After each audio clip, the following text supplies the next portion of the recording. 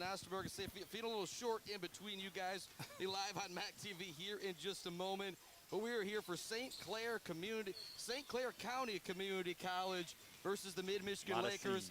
Live on Buck 92 and MAC TV simulcast. Great to be partnered with MAC TV, but some things are a little bit bigger than basketball, and that's why we're here tonight. If you look at Caleb House's shirt, and racism, child cancer, mental health awareness, suicide prevention are the big themes here tonight. And you've got a little personal story with all these. Your team, you guys are from all over the place. So I kind of want to open up the floor to you, Caleb. What is tonight about for your team and this girls' team here? Absolutely. You know, this last year has been obviously pretty wild for everybody. You know, we were getting together last summer as a team on Zooms. We hadn't really had a chance to be together. And we were talking about, you know, what are some things we can do to celebrate the diversity we have in this program, because we have guys from all over. They come together, they got a goal, they break down stereotypes, they learn to love each other, and a lot of things happen throughout a basketball season.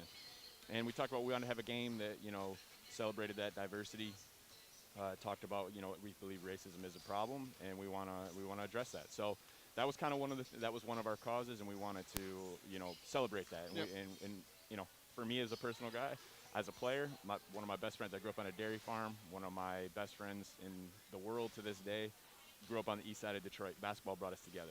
And, you know, that is the kind of experience that we want for our players, and these guys wanted to celebrate that too. So that's one of the causes. The other one, you know, a couple years ago, we had tragedy hit our program. You know, mental health, as we all know, we're touched by it. Everybody is. And we were touched by it a couple years ago, and it stayed with us for a long time here, and it will always stay with us, was Carson Vincent from Ovid LC. Took his own life. And, you know, it turned out he had been battling some demons for quite a while, and mental health was something that, you know, it was a struggle for him. And unfortunately, maybe he felt alone. We don't really know, but we really wanted to get the message out the last 3 years, is have a game and talk about, hey, you're not alone. People care about you, and you know, we'll find a way to help solve your problems, and, you know, you may not realize that. So anyway, that's the mental health piece, and we got that on our sleeve right here with the green ribbon. And then on the back, you know, we've got the childhood cancer, leukemia. In December, my 1-year-old nephew was diagnosed with leukemia, and he's a tough little guy, and he's going through a lot right now, making trips back and forth to CS Mott, which is a wonderful place at U of M. And, you know, we've all been touched by cancer, whether it was, you know, through family members, friends, whatever it is. And so just kind of, hey, these things matter to us. These things are personal to us. It's bigger than basketball. And that's the other thing is, you know, you mentioned it's bigger than basketball, is that we wish we could do more this year without fans, without the ability to go out in the public and the community and really celebrate these things. You know, Martin Luther King Day, everything was online. Not a lot of fundraisers right now. So this was just our opportunity to do something this year, and then we really hope to springboards us into next year where we can do more, hopefully. So with the mental health awareness, you know, we do PSA campaigns all the time, and there was a commercial that Sean and I made fun of Tina in it because she's in the background using a different voice going, "Are you okay?" But it is one of those things that sometimes it's as simple as that, as sitting down with one of your friends and asking them, "Are you okay?" And when it comes to childhood cancer, I mean, about the most vulgar I ever get on the radio is when I talk about cancer, because cancer sucks. There's no other way to put it. And Jason, not childhood cancer, but you're somebody that's been affected very closely by cancer. You know, and it's just like Coach said, you know, it affects almost every family, whoever you talk to. They've been touched by cancer in some way, shape, or form. And my mom passed away from cancer when I was in college, and it's hard to kind of figure out, you know, and so it's even worse for a parent, you know, to lose a kid. That's got to be the absolute worst. You don't wish that on anybody. So anybody that's going through anything like that, you know, our hearts go out to them. And, you know, then it kind of ties back in with the mental health too. You know, just, are you okay? How can I help?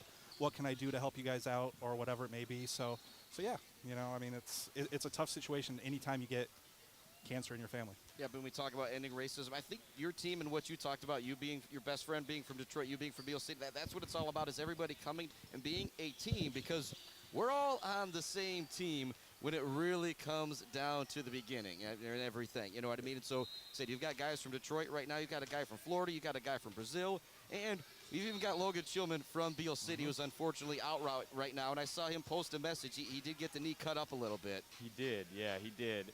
You know, back to the point real briefly, just about that, like we are a microcosm of the world, and we get to be this small group of 15, 17 guys. But, you know, if we can start with our circle and show, you know, that these things can can be fixed and these things can come together and big things can be accomplished with people who have different backgrounds and all kinds of stuff, then I think that can be a just demonstration of where it can be all around the world. And then the second piece is Logan did have pretty successful surgery. We're excited that it doesn't look like the recovery process will be quite as long as we were afraid it could be. So he's on the road to recovery. He's off crutches already, getting around a little bit, and we're excited to see him continue to mend up. Yep. And if Will Chillman's listening or watching, he can laugh at me being the short guy here in the middle a little bit. But Coach House, thanks so much for joining us here. We're going to take a little break here on the Crable Ford and Lincoln pregame show. But halftime, if you want to come back, postgame, if you want to come back, we'll make Coach Rodenbowl come on. Any of the kids want to come on. We've got the third headset here tonight open for anybody who wants to talk about any one of these things. Mental health awareness, childhood cancer, and ending racism. Big goals for the Mid-Michigan Lakers this year. And I guess going forward, you could say for everybody on your team and both these teams. Absolutely. Thank you right, so much Coach for being House, here tonight. Jason Osterberg, appreciate it. We're going to take a Thanks, break Coach. here on the Crable Ford and Lincoln pregame show. We'll be right back after this. Let break prices break your bank. Get them at Quick Lane.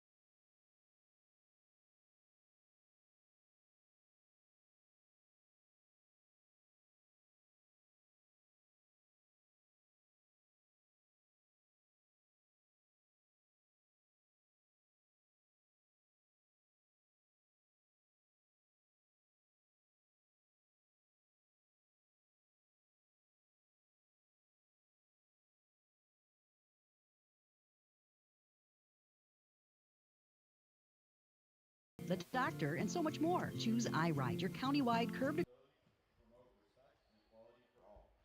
Let us be united in those efforts today as we join together in the singing of our national anthem.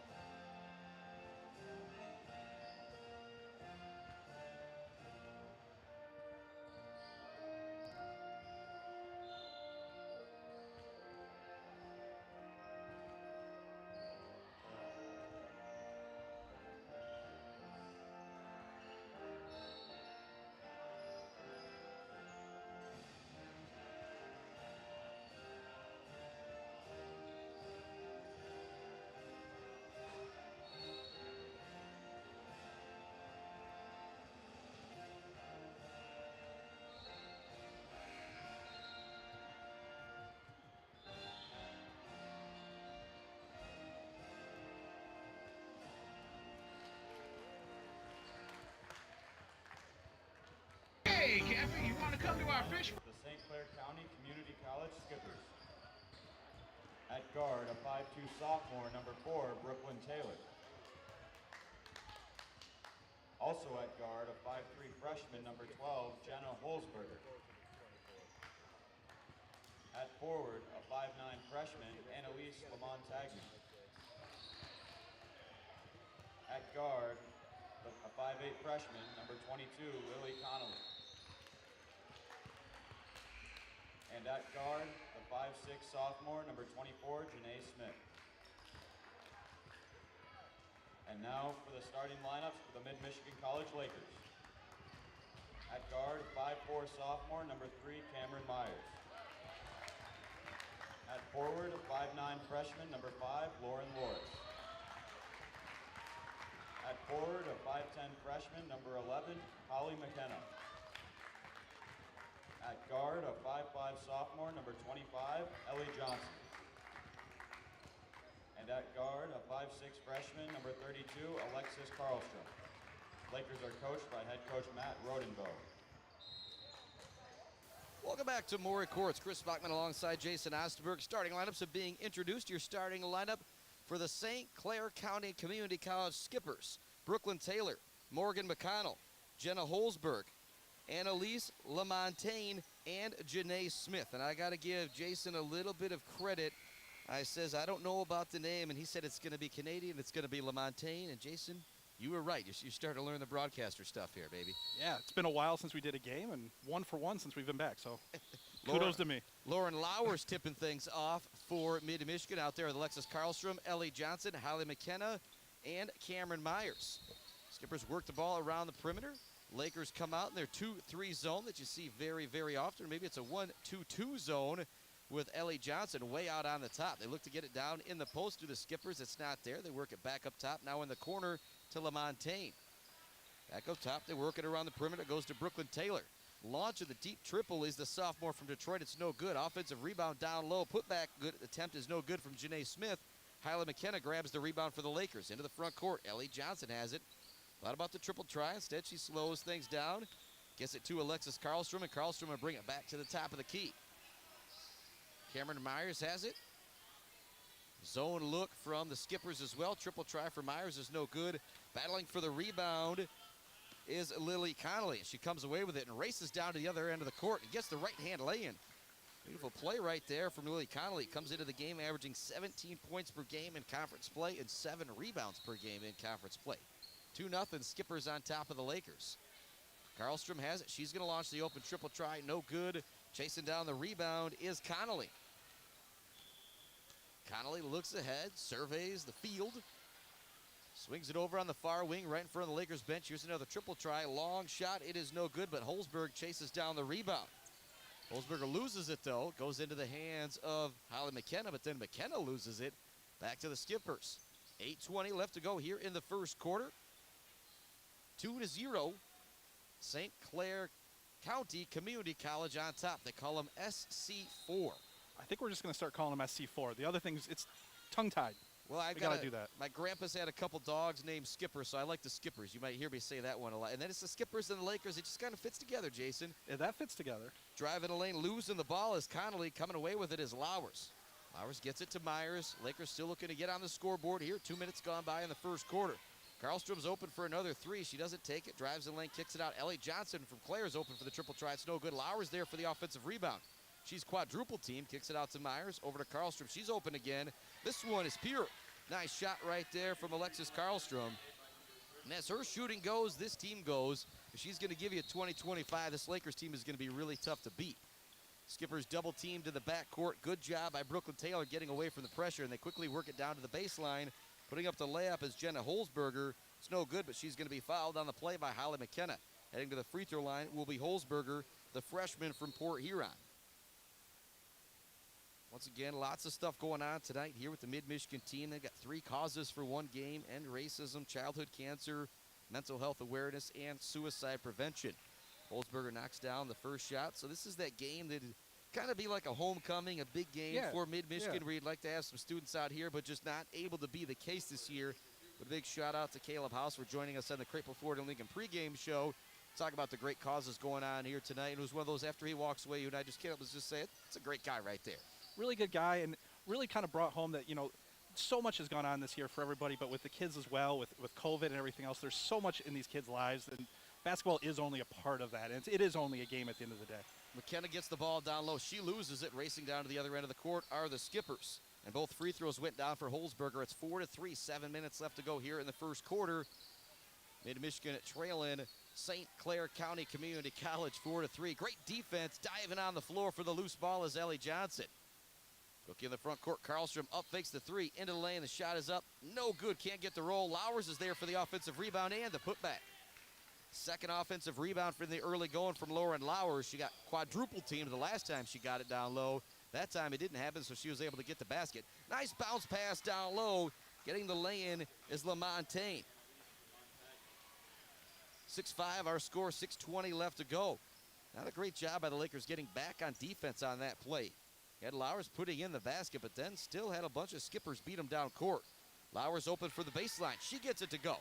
And just like Karlstrom, the freshman from Pinconning, if she can get things rolling, she could carry this team offensively as well. Into the front court, here's a double team. Nowhere to go with it is Holzberger. She quickly whips it across court to Connolly. Connolly looks to drive in the lane. Forces a lot of contact. Good no call right there. Grabbing the offensive rebound and putting it back in is LaMontagne. There's a lot of contact as Connolly barreled into the lane. There was no call, and it was a good no call because she forced all the contact. 2-3 zone look for the Skippers. Cameron Myers, Ellie Johnson. Johnson's going to launch a triple try right in front of myself and Jason here, and she knocks it down. That's kind of her spot in that 2-3 zone, and every time she shoots it, it's right on left to right. And maybe a little long, a little short every once in a while, but what a great shooter. Also playing great defense in the backcourt in the front of that 1-2-1-1 full court press. And here's a steal for the Lakers. Karlstrom has it. She's going to look to go coast to coast. She's double teamed. It's knocked away. Good defense from Brooklyn Taylor. Taylor's going to dive on the floor. It's going to be a jump ball possession arrow. I'll keep it with the Lakers. Good job by Brooklyn Taylor. She turned it over. Karlstrom had it, was racing down court. Taylor stayed with the play and was able to make a good defensive play in the end. Yeah, right there I think is where you want Karlstrom to kind of stop, dish it out. She had Lowers wide open over on the side right there, but she tried to take it to the hole, maybe draw a foul, but good defense. 10-8 our score. Lakers with the lead. 5:10 remaining in the first quarter. Ball goes into McKenna. She's wide open for the 8-footer, and she gets it to go. There's your dish from Karlstrom on the inbounds right there. Here comes more pressure for the Skippers. They get into the middle of that 1-2-1-1 full court press. Now they work it further over to Morgan McConnell. McConnell loses the handle on it. Might have been a double dribble. No call. Work it back around the perimeter. Barreling into the lane. Shot is up and no good for Holzberger. Lowers comes up with the defensive rebound. Myers races into the front court, gets it to Karlstrom. Karlstrom loses it on her hip for a moment. She's going to get called for the double dribble. And that's just one of those, when you got a great player like her, a 1 in 1,000 mistake. Yep. Dribbling the basketball, you take it for granted, but when you get out here and try and do it with people right in front of your face, it's not that easy. That's when it's the soccer guy. I mean, it's usually just an unlucky. It's what you hear on the soccer field is just unlucky. Nice crossover dribble from Conley getting into the front court, but then she turns it over. Here comes Karlstrom. Karlstrom with a beautiful bounce pass to Ellie Johnson, and Johnson gets the lay-in to go. A highlight play right there for the Lakers. Karlstrom with the beautiful bounce pass. I know you love to see the old bounce pass, Jason. It's my favorite play in basketball. Connolly across the half-court line. Knocked away from her once again by Cameron Myers. Myers dives on the floor for the loose ball with Karlstrom. Coming away with it is Lowers. Up to Johnson. She's going to look to go coast to coast. Takes the contact and gets the finish. No foul call, but we got a timeout on the floor coming from St. Clair County Community College. They need it. It is 16-8 Lakers. We'll take a break. 4:07 left to go in the first quarter. Humane Animal Treatment Society is an animal adoption center that helps find animals forever homes and provide them with certain medical treatments. There are many ways you can help their cause. You can volunteer at HATS by running and reading with the animals, helping the staff with daily routines, and photographers can take pet pictures to boost their portfolio. There are still many animals looking for a forever home. See other ways you can make a difference at www.hatsweb.org. WP Builders in Shepherd specializes in pre-assembled buildings, mini storages, and steel roofs, traveling nationwide and serving mid-Michigan. Find them on Facebook at GWP Builders Inc. GWP Builders. Welcome back to Maury Courts. Proud sponsors of high school sports. 16-8 is our score. 4:07 left to go here in the first quarter. Skippers inbound the ball. It comes a little bit more pressure from the Lakers. They lead 16-8. Didn't start great for them. The last couple minutes have been absolutely fantastic. Holzberger gets it into the front court. She's going to travel with it. Holly McKenna did a good job staying straight up, down low. Not really anywhere for Holzberger to go. 3:56 left to go. 16-8. 7 points for Ellie Johnson here in the first quarter. Came within a span of about 45 seconds, Jason. Buckets, couple quick steals, couple quick buckets, and that's what you're going to get. Oh, that one didn't quite go in. She wanted another triple try. Offensive rebound for McKenna. Went back to Johnson. She didn't take it. They work it around the perimeter. Karlstrom puts up the three. It's no good. Seems like the Lakers are going to be launching from three-point land with this 2-3 zone of the Skippers. But that's not a bad thing when you've got Johnson, when you've got Karlstrom, and you've got Cameron Myers out there. You just need one of them to find it for maybe a half a quarter to shoot this team out of a zone. Oh, yeah, for sure. And Karlstrom's been open on almost every single one of her shots. They're not forced, so if she gets hot from three, that's going to break that zone down pretty quick. LaMontagne has it in the corner. Good ball movement by the Skippers. Taylor gets it in the corner. She drives, puts up the floater off the rim. No good. Great box out from Karlstrom, allowing Holly McKenna to get the rebound.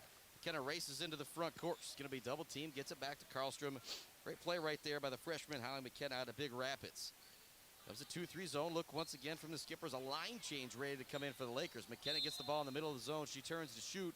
It's going to be blocked. It's going to be a jump ball. Possession arrow will give it back to Mid-Michigan. Great defense right there by the Skippers. And you beat me to that joke about the line change. I was going to have a hockey joke in there, but yeah, five in, five out. So you got Cooper Ajima. You got Sid Pope. You've got Olivia Nelson.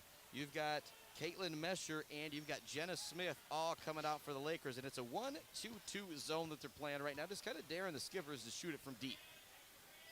But Taylor has it at the top of the key to the free throw line. Back out to the perimeter, right in front of the Laker bench. Got Cooper Ajima, the freshman out of McBain, in the front of that zone. Triple try for the corner is no good. Great box out on the long rebound from Jenna Smith. She was bumped on the play, no foul call. Actually, the ball goes to Ajima. In the front court, now it goes to Sid Pope.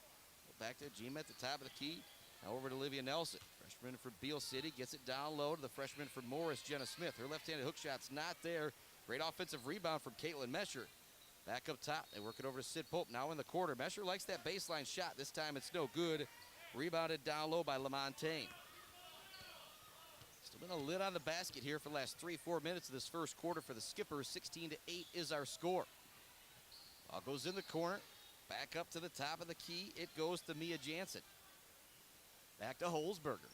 Back down in the corner to McConnell.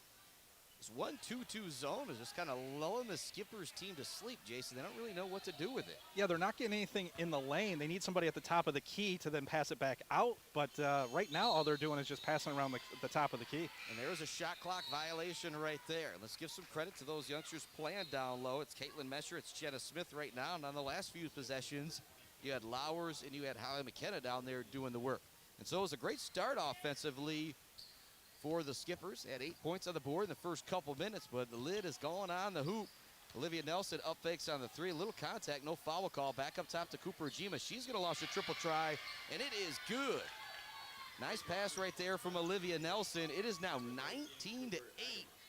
Mid-Michigan on top. Brooklyn Taylor has the ball. Connolly back down in the corner to McConnell. Work it down low to Janae Smith. Back up top and work it back around the perimeter. Every time they go down low, there's just nothing there. This time it's knocked away by Jenna Smith. Sid Pope comes out of the pile with the basketball. Gets it to Cooper Ajima.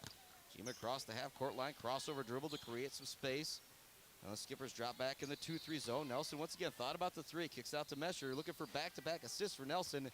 Shot's not there for Mesher. Getting the long rebound is Janae Smith. Now she looks to race down court. A little bit of an off arm to create some shooting space. The shot is no good. Mesher gathers the rebound. Gets it to Ajima, up top to Olivia Nelson. Nelson's going to go all the way to the hoop if nobody's going to stop her. Her shot no good. She battles for the rebound. It's gathered by Lily Connolly. Taylor into the front court, 29 seconds left. She's going to stop and pop on the fast break three. It's not there. Jenna Smith gathers the rebound for mid. Sit off to Ajima. 20 seconds left to go here in the first quarter. The shot clock is off. 19-8 lead for the Lakers. They've been dominant in the last 5 minutes of this first quarter. Not exactly sure, but I'm going to say it might be a 15-0 run. Nelson can't get the triple try to go. Jenna Smith grabs the rebound down low. Her shot is up, no good, and she's going to head to the foul line, where she hasn't been great this year when we've been here to see her. Yeah, she struggled a bit from the foul line, but, you know, the good thing is she's getting to the foul line. She's not shying away from that contact down low. And eventually, she's going to start knocking some of these down. And it's one of those, Coach Rodenbow is going to make her work and work and work on it. And we've gotten to know Coach Rodenbow a little bit right now, so I think we can laugh at him if he haven't returned. Heard this is going to be his last year, and he's got a little casual on us here with the warm day The today. khaki shorts over there. Yeah. He's looking good, though. He's looking good. Second free throw up and good for Jenna Smith. So she makes Jason and myself eat our words and knocks down both of them. It's 21-8. And Janae Smith's not going to be able to get a shot up at the end of the first quarter. I think it was 8-4 Skippers. Since then, it was all Lakers. It is 21-8, led by 7 points from Ellie Johnson. We'll be back with the second quarter live from Warwick. MAC TV Network is a local public access station that offers a variety of services, from in-studio interviews, wrestling, and so much more. We cover local concerts, sporting events, and activities around the community. Members of the community can come in and take a free workshop to learn anything from editing to camera work. Broadcasting on Charter Channels 187 and 191, serving Gratiot, Isabella, and Clair counties.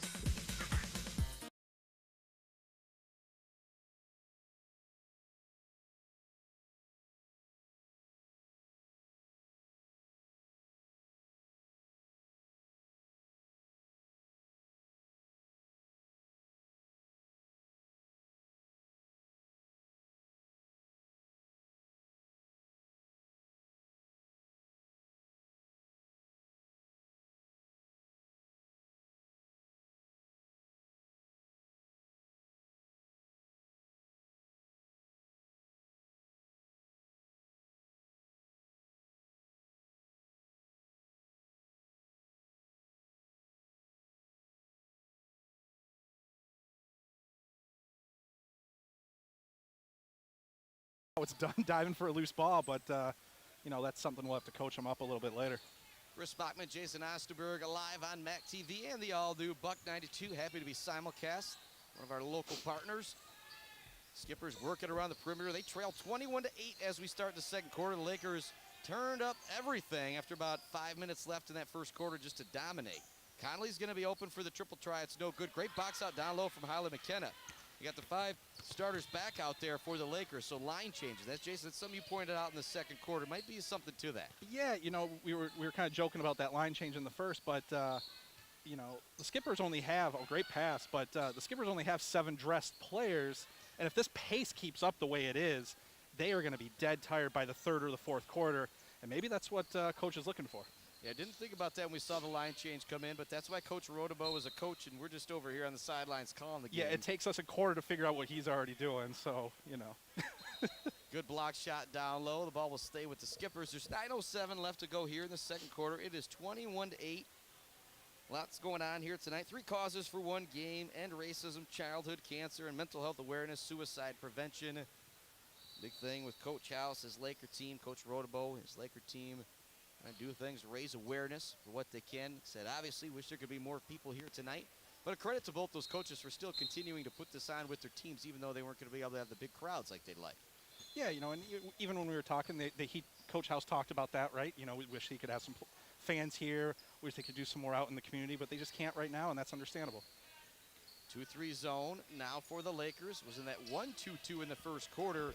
Coach Rodenbow switching things up now a little bit on Coach Chris Huss of St. Clair, and didn't work out that time on the offensive rebounds as Conley got it, and that's something that can happen with that 2-3 zone. It's hard to find somebody to box out. Conley took advantage right there.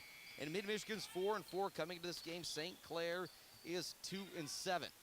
Ball goes around the perimeter. Cameron Myers in the corner. She wants to get it in the post to McKenna. The good defense from Lamontagne doesn't allow that. But it doesn't matter because Lauren Lowers takes it from the top of the key all the way to the right-hand side of the hoop and lays it in at the 10. It is now 23-10.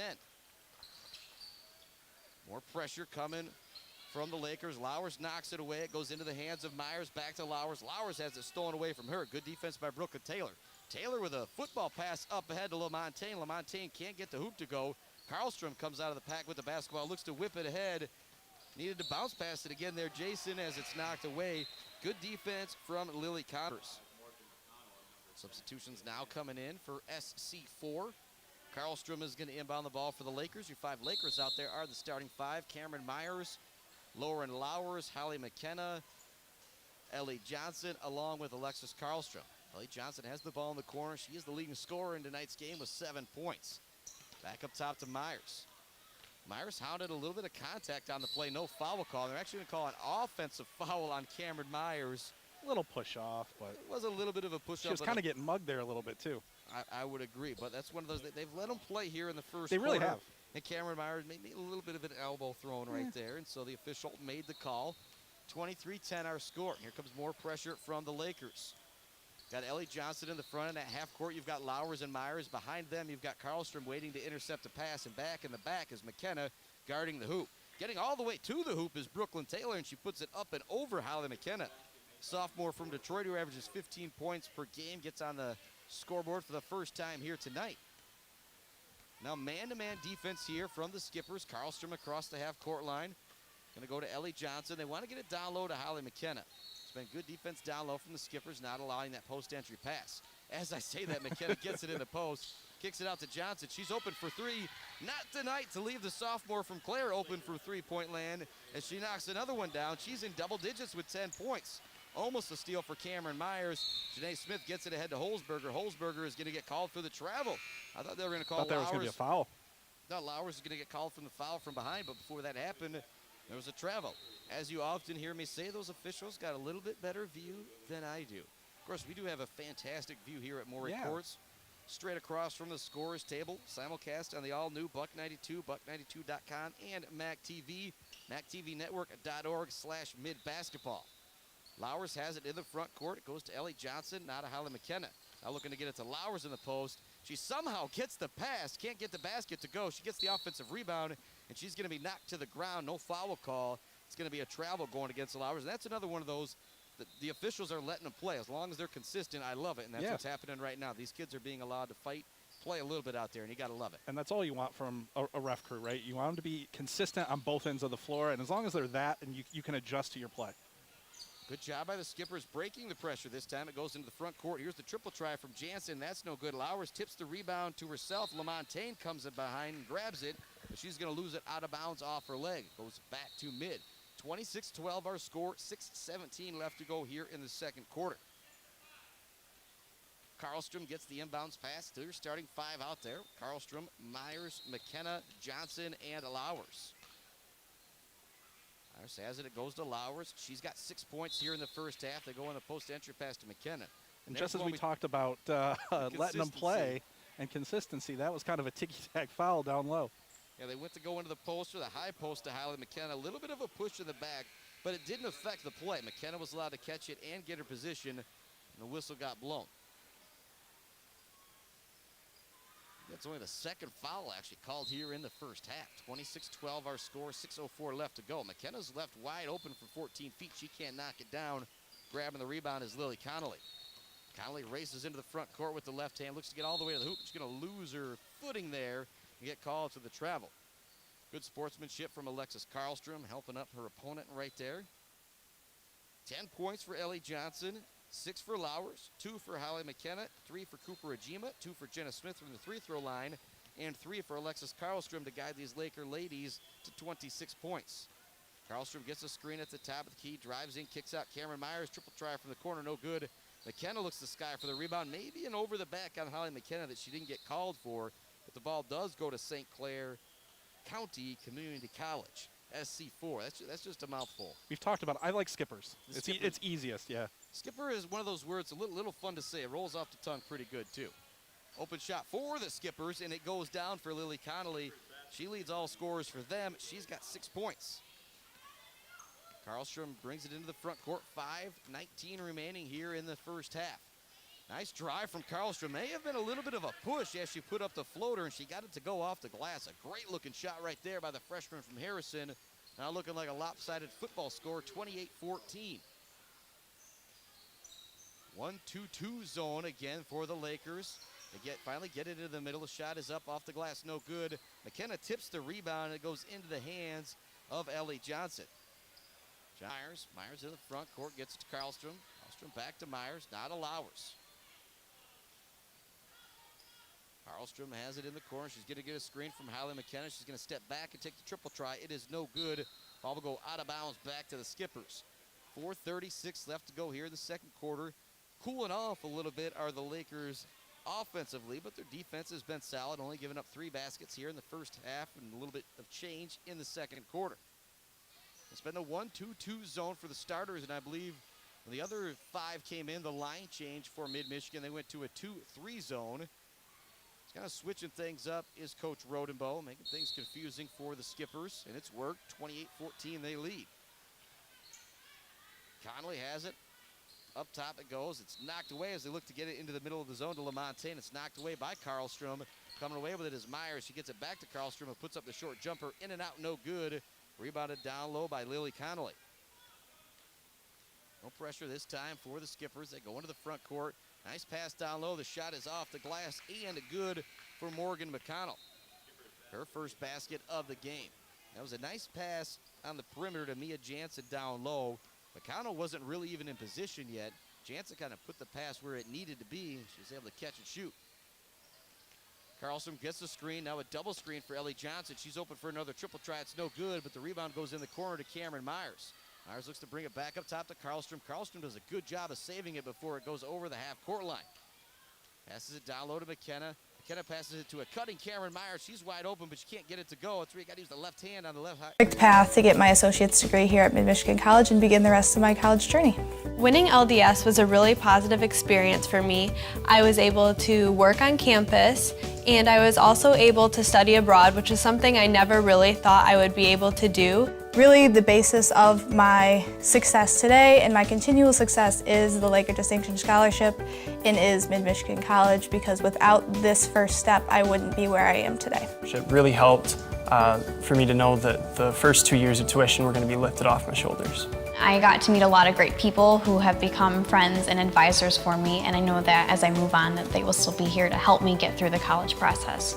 And I really do think that my time here at Mid has helped prepare me to take these next steps, not only financially by saving a lot of money, but the faculty here at Mid and the classwork I feel like has really prepared me for the next step and these harder classes that I know I will be taking. Receiving the LDS scholarship gave me the opportunity to successfully transfer 67 credits to Grand Valley State University, now putting me on the fast track to graduation, where I will be graduating a complete year early in the spring of 2020.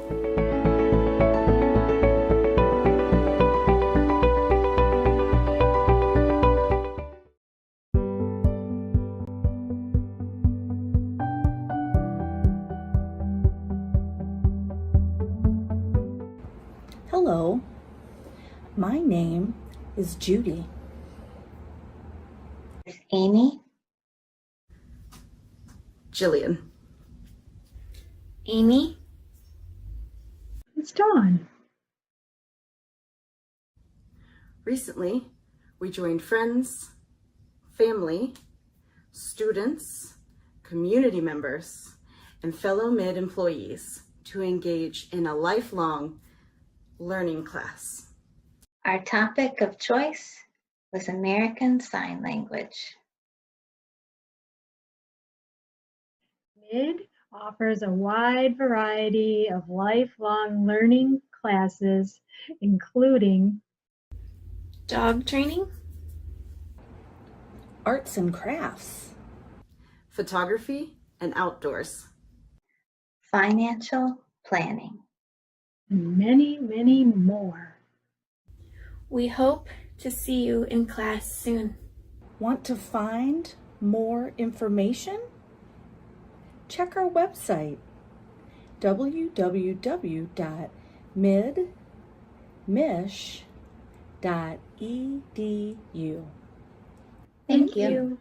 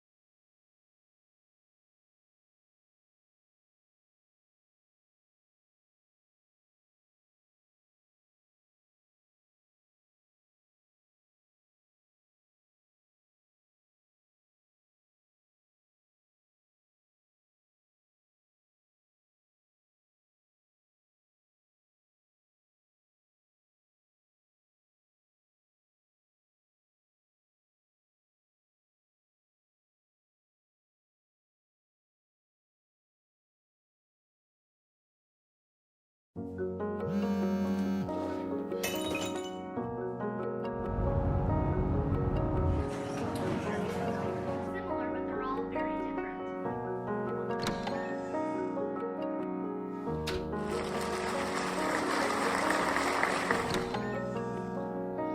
got you something.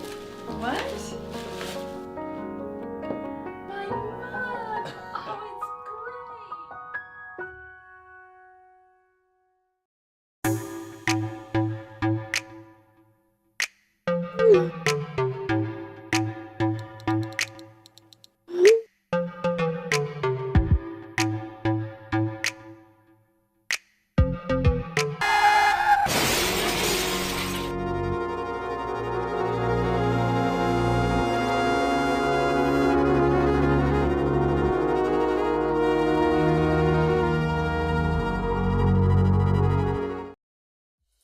MAC TV Network is a local public access station that offers a variety of services, from in-studio interviews, wrestling, and so much more. We cover local concerts, sporting events, and activities around the community. Members of the community can come in and take a free workshop to learn anything from editing to camera work. Broadcasting on Charter Channels 187 and 191, serving Gratiot, Isabella, and Clair counties.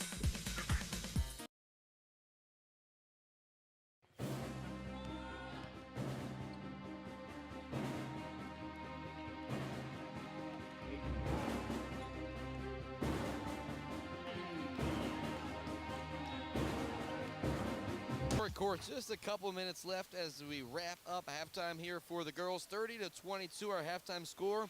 It was 21-8 after one. I believe at one point it was 8-4. St. Clair was up, and then it was a huge run for Mid-Michigan to end that first quarter, leading 21-8.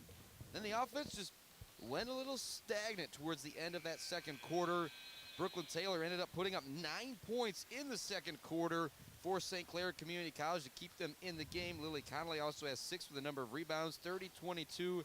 After that first quarter, Jason, it looked like Lady Lakers were going to run away with things, but then St. Clair County Community College pulled the old Leary Corso and said, not so fast, my friend. Not so fast, my friends. Yeah, I mean, and really I think what happened, you hit it right on the head there. I mean, for the Lady Lakers, their offense just went stagnant. You know, there were multiple trips down the floor where they either turned it over or took a forced shot, didn't really get into their offense. And I mentioned it, there in the second quarter. Karlstrom just kind of looked a step slow. Not necessarily playing poorly, like she's playing fine, but missed a couple open shots that she normally makes, made a couple errant passes that normally you don't see from her. And really, she's kind of the straw that stirs the drink for the Lakers. So if she can get back on track, which I'm sure she's going to be, she's such a good player, I think they'll be fine here in the second half. Yeah, but tonight's the 3 causes going on for one game. They'd usually like to do, more than one night of causes here at Mid-Michigan College, their basketball teams. But the way things is tonight, about ending racism, childhood cancer, mental health awareness, and some will continue to talk about. There is a event, Morey Courts, April 30th from 5 to 7:30 p.m. Pound Out Childhood Cancer. It's going to be a blood drive. There's going to be a bone marrow match drive. That's a little bit of a tough one for me to say. And all kinds of other stuff going on along with a silent auction, a pound fitness class led by local fitness instructors. So April 30th, going to be a lot of great stuff going on here at Morey Courts. And who doesn't think childhood cancer, this is the only time I use this word, but who doesn't think childhood cancer sucks? Exactly. So anytime you can have a cause like that helps bring awareness, that helps, raise funds to help fight the disease, it's a good thing. So if you have some time on the 30th, come on out, support the community, support those that are struck with this disease, and have some fun when you're at it. Lakers will start with the basketball here in the second half, leading 30-22. Karlstrom's going to get it knocked away from her by Brooklyn Taylor. Might have been a foul call there, but there was no call, and Taylor actually misses the bunny on the other end. Karlstrom a great job staying with it, getting up off the floor and getting back for the rebound. That could have been one of those where Taylor could have had a couple of shots at it, but Karlstrom got back up, got down court, and was able to get that defensive rebound, so no harm, no foul. Lakers essentially start with possession here once again. Johnson almost loses it out of bounds, and she does lose it out of bounds. Looked like she saved it at the last moment. Good hustle from Jenna Holzberger, making that difficult on her, the freshman out of Port Huron. Here comes the 1-2-1-1 pressure from Mid-Michigan College. You could maybe call it a 1-3-1 with Karlstrom just playing back a little bit, using her speed as kind of a free safety. They break it. Connolly gets it into the front court, passes it down low. Shot is up and no good for LaMontagne, but she's going to draw the foul and head to the free throw line for a pair. LaMontagne had 4 points in the early going when they were able to get the ball down low a little bit against Mid-Michigan. Didn't have anything in the second quarter. Going to add to her 4-point total here. Said you had that name right. The spelling a little goofy for LaMontagne. Like I said, just a Canadian spelled name, and I say Canadian that. spelled name. I'm Spockman, but it looks like Spatchman, so I'm not trying to diss on anybody, but it's one of those, you go ask the kids right now, and I says, hey, Annalise, and before I can even tell her who I am, I think she knew where she says, it's LaMontagne. Both free throws no good for Annalise LaMontagne. Into the front court comes Mid-Michigan, leading 30-22 still, minute gone. Nice pass down low from Alexis Karlstrom to Ellie Johnson, and it might be the sophomore from Clair's night. She has 12 to lead all scores. Had 10 in the first half. Good job breaking the pressure by the Skippers. Up top it goes to Janae Smith. She maybe thought about the three. Instead, she's going to put it on the deck and drive out to Brooklyn Taylor. Working around now, 2-3 zone. Holzberger has it. Up to Taylor. Going to get it in the middle of that zone, but good job by Holly McKenna in the back part of that 2-3 zone, not allowing that post entry pass. They now do get it there. Goes down the baseline, saving it to Taylor is Janae Smith, but Taylor can't knock down the three-pointer. Racing down the other end of the court are the Lakers, and a great pass from Holly McKenna to a streaking Lauren Lowers, and Lowers lays it in. 34-22 now our score. 8 points now for Lauren Lowers. Into the front court come the Skippers. Janae Smith has it to Holzberger at the top of the key. Now down in the corner, it goes to Connolly. Back to Smith. Skip pass over to Taylor. Down to Holzberger. Just 5 seconds on the shot clock. It's knocked away from Holzberger. The ball's on the ground. It's going to be a shot clock violation here going against SC4. It seems like they get in the habit of passing the ball around the perimeter, Jason, doesn't it? And then they just, they were doing that in the first quarter, and that's when they were stagnant. And then there in the second quarter, they were passing around a little bit better. Didn't just stand around. And right there, you had 4 around the wings of the three-point line, just passing around. Then they tried to feed it down low late. By that time, the shot clock's run out. Good job by Cameron Myers. The full court pressure. Brooklyn Taylor was hounding Alexis Karlstrom. So she just looked ahead. Ellie Johnson came across the half-court line and got it. That's what happens when you got 3 girls who can handle the basketball. Well, 5 girls that can handle the basketball out there right now for the Lakers, but 3 point guards, I'll say, with Ellie Johnson, Alexis Karlstrom, and Cameron Myers. Nice pick and roll right there from Karlstrom to Lowers, and Lowers with her second lay-in. She's got 10 points and a couple nice cuts. Teammates, really easy assist getting right there on the other end from Lauren Lowers. Beautiful play. Nice drive into the lane by Brooklyn Taylor. It's knocked away from her by Cameron Myers. Diving on the floor is Ellie Johnson. Myers comes away with it and gets it to Karlstrom. Karlstrom being hounded full court by Brooklyn Taylor. Karlstrom, a nice spin move to get away from the pressure. Brings it in the front court, looks to get all the way into the lane. She gets there and the foul. Beautiful play. She splits the double team, gets the lay-in, the hoop and the harm. Chance for the old school 3-point play for Alexis Karlstrom. She now has 7 points and could make it 8 at the free throw line. You got 2 girls in double digits already. Ellie Johnson with 12, 10 for Lauren Lowers. Coming out of the game is Janae Smith. That foul was going against Annalise LaMontagne. 5 starters out there for the Lakers. Cameron Myers, Ellie Johnson, the 2 sophomores. Free throw no good from Karlstrom. And then you've got Holly McKenna, Lauren Lowers, and Alexis Karlstrom. In the front court comes Holzberger, drops it back to Brooklyn Taylor at 9 points in the first half. Ball goes down low, great extra pass. LaMontagne is the beneficiary of that. She now has 6 points. It was a nice pass from Morgan McConnell on the baseline to connect with her teammate. 6:30 left to go here in the third quarter. It is 38-24, the Lakers with the lead. Karlstrom has it going one-on-one against Taylor. They work it around. Ellie Johnson's going to take the deep triple try. It's no good. McKenna taps the rebound, but it goes right into the hands of Brooklyn Taylor. Taylor races ahead, passes it to Jansen. Jansen looks to get it down low to McConnell. Now being guarded by Cameron Myers, passes it back up top to Taylor. To Holzberger, to Jansen. Back to Holzberger. Back to Taylor, and this is where they get in that habit of just kind of working it around the perimeter. As I say that, Holzberger takes it in the lane. Her shot no good. LaMontagne's putback attempt is no good. She gets it back again, and she'll draw the foul. Lowers stayed straight up the first couple shots that time. That third time, kind of reached over for the block a little bit. LaMontagne got the benefit of the foul call, but she's over 2 at the strike. Just moments ago, we'll see if she can get things squared away at the free throw line. 5:51 left to go here in the third. It's 38-24. 0 for 3 from the stripe now for LaMontagne just here in the third quarter. Youngster from St. Clair averages nearly a double-double, 10 points, 9 rebounds. Second one also no good, so some points being left on the board here in the third quarter. Could be 38-28 if she knocked down all 4 of her free throws. Johnson has the ball up to the top of the key to Lowers. Now over to Karlstrom. Myers posting up down low, not something you see very often. Karlstrom's going to use a screen from Lauren Lowers. Kicks it back. Lowers is open for the triple try. That one's no good. Good box out from Brooklyn Taylor as she grabs the rebound. Taylor passes it ahead to Morgan McConnell. McConnell's going to launch the 3. It's no good. A fast break 3 there. Grabbing the rebound is going to be Holzberger. It's going to be a foul call going against, or was that actually a travel going against Holzberger? No, they're going charge. Call an offensive foul there against Holzberger. I didn't see who took the charge right there, but Holzberger kind of barreling into the lane a little wild there.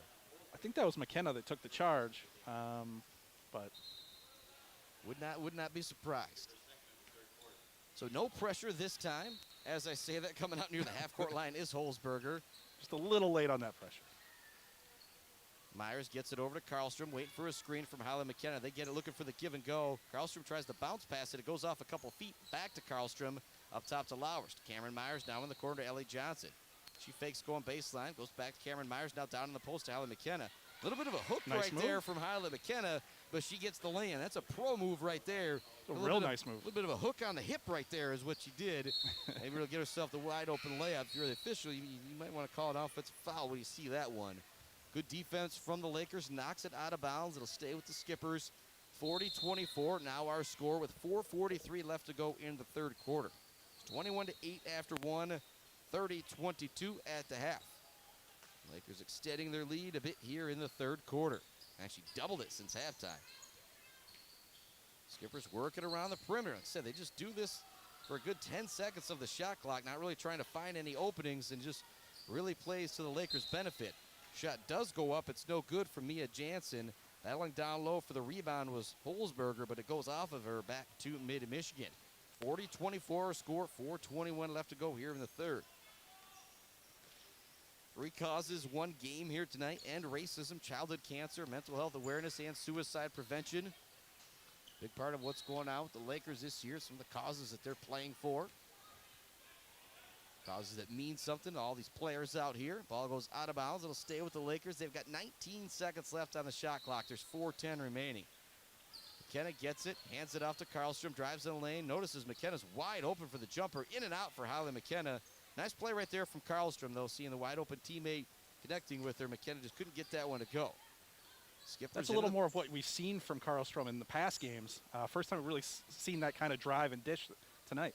Holzberger launches the deep triple try. It's up, it's good.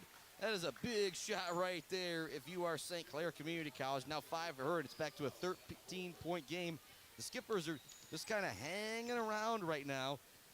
Karlstrom with a nice backdoor cut. The lay-in is good as Cameron Myers finds her. Now 9 points for Alexis Karlstrom. Cameron Myers not on the board, but she's had a big impact on this game, dropping dimes and playing great defense.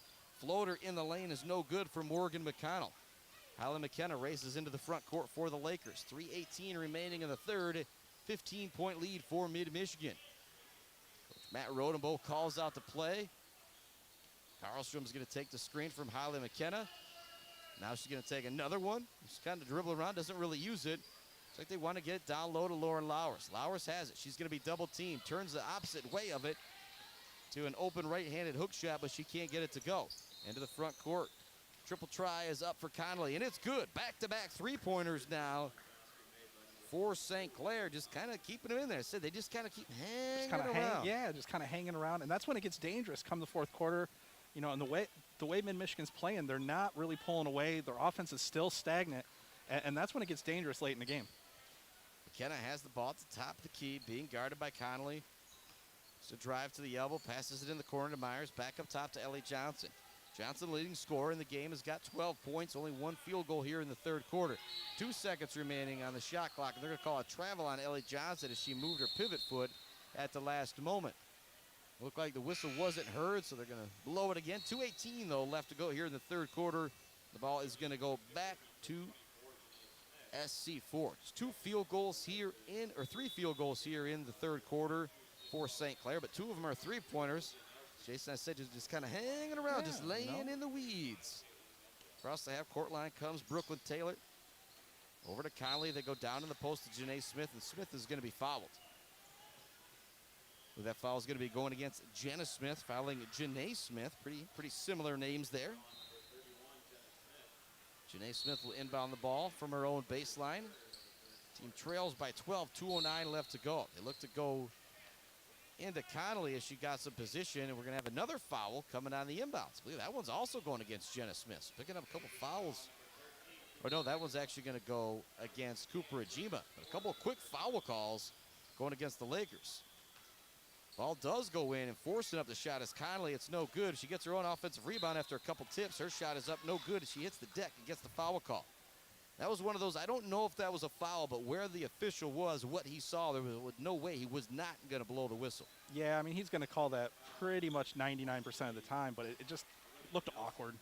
You know, so Conley just kind of hit the deck pretty hard, put up the shot, didn't go, didn't see who made the contact for what team. Well, when she got that rebound, she was already falling backwards kind of anyway, but the way it just looked, you're going to get that called. First free throw was no good for Conley. Second free throw, that one no good. 0 of 6 from the free throw line is St. Clair right now. If they made them all, this would be a 6-point ball game. Instead, the Lakers still lead by 12. 1:55 left to go here in the third quarter. Tell you what the Skippers are going to be doing tomorrow. I mean, shooting an awful lot of free throws.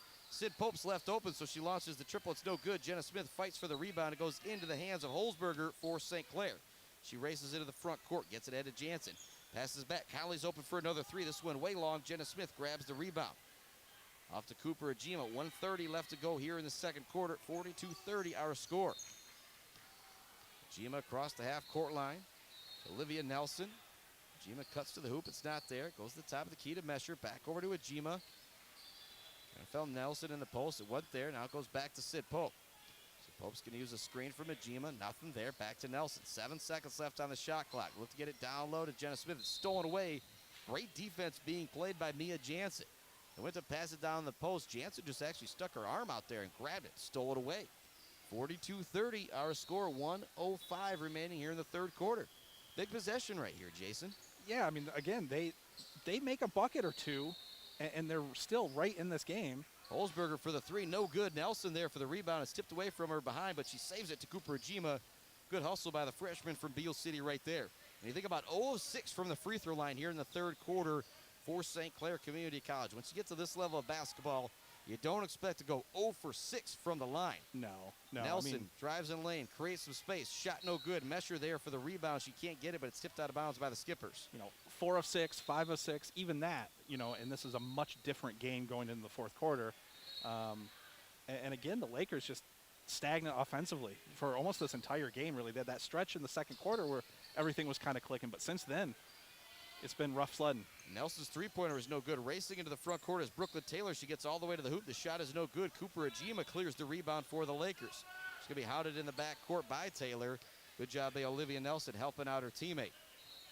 Ajima has it here in the front court. Coach Rodebo calling out the play with 13 seconds left to go here. I think they're going to try and set Ajima up for another triple try from the top of the key. As I say that, it's knocked away.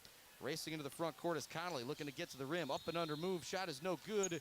She looks to get her old rebound. Janae Smith has it back to Holzberger. It's knocked away. Great defense from Jenna Smith at the last second to save a bucket.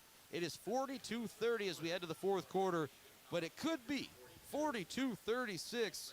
St. Clair Community College leaving 6 points at the free throw line in that third quarter. Your leading scorer as we head to the fourth is Ellie Johnson from Clair with 12 points. It is 42-30 as we head to the fourth on the all-new Buck 92, buck92.com, and simulcast on MAC TV, mactvnetwork.org/midbasketball.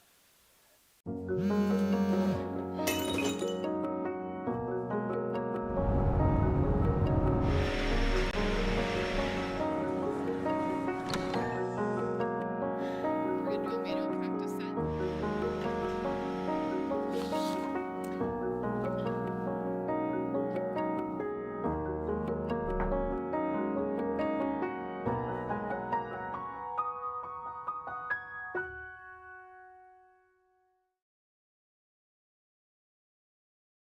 Apartments in Mount Pleasant offers a great off-campus living experience at an affordable price. Spacious two-bedroom apartments await with most utilities included. There's no place like home, and there's no place like the Forum Apartments. Call 989-772-5252 to schedule a tour today. Start of the fourth quarter, 42-30 our score. Skippers will start with the basketball here in the fourth quarter. First game of two. St. Clair Community College boys are actually nationally ranked. That should be a very exciting game. Ooh, and this game getting a little bit more exciting as Connolly knocks down a three-pointer, 42-33. This St. Clair team will not go away. And again, just hanging around, and now they're only down 9. Those 6 missed free throws there in the third quarter, I think those are going to be a big deal. Ball goes down low to Lauer. She's been good down there tonight. Nice Turn, post gets the move. left-handed drop step to go. 12 now on the night for Lowers. Freshman for Ben Conning has been awesome tonight. Connolly up fakes on the three, drives in a lane. They're going to call it kind of a touch foul there on the perimeter, and things maybe will get a little bit tighter here in the fourth quarter. It's going to be the third foul going against Laura Lowers. They have let them play here tonight. They really have, and they have been consistent for the entire game. Janae Smith will inbound the ball for the Skippers. Goes up to the top of the key, back over in the corner. Triple try for Holzberger, no good. Ellie Johnson and Alexis Karlstrom, both so nice. I think they were like waiting for one of them to take the rebound. And eventually Johnson loses it in the front court. Coming up with it, actually diving on the floor is Johnson to save the ball. We said Johnson diving on the floor an awful lot tonight.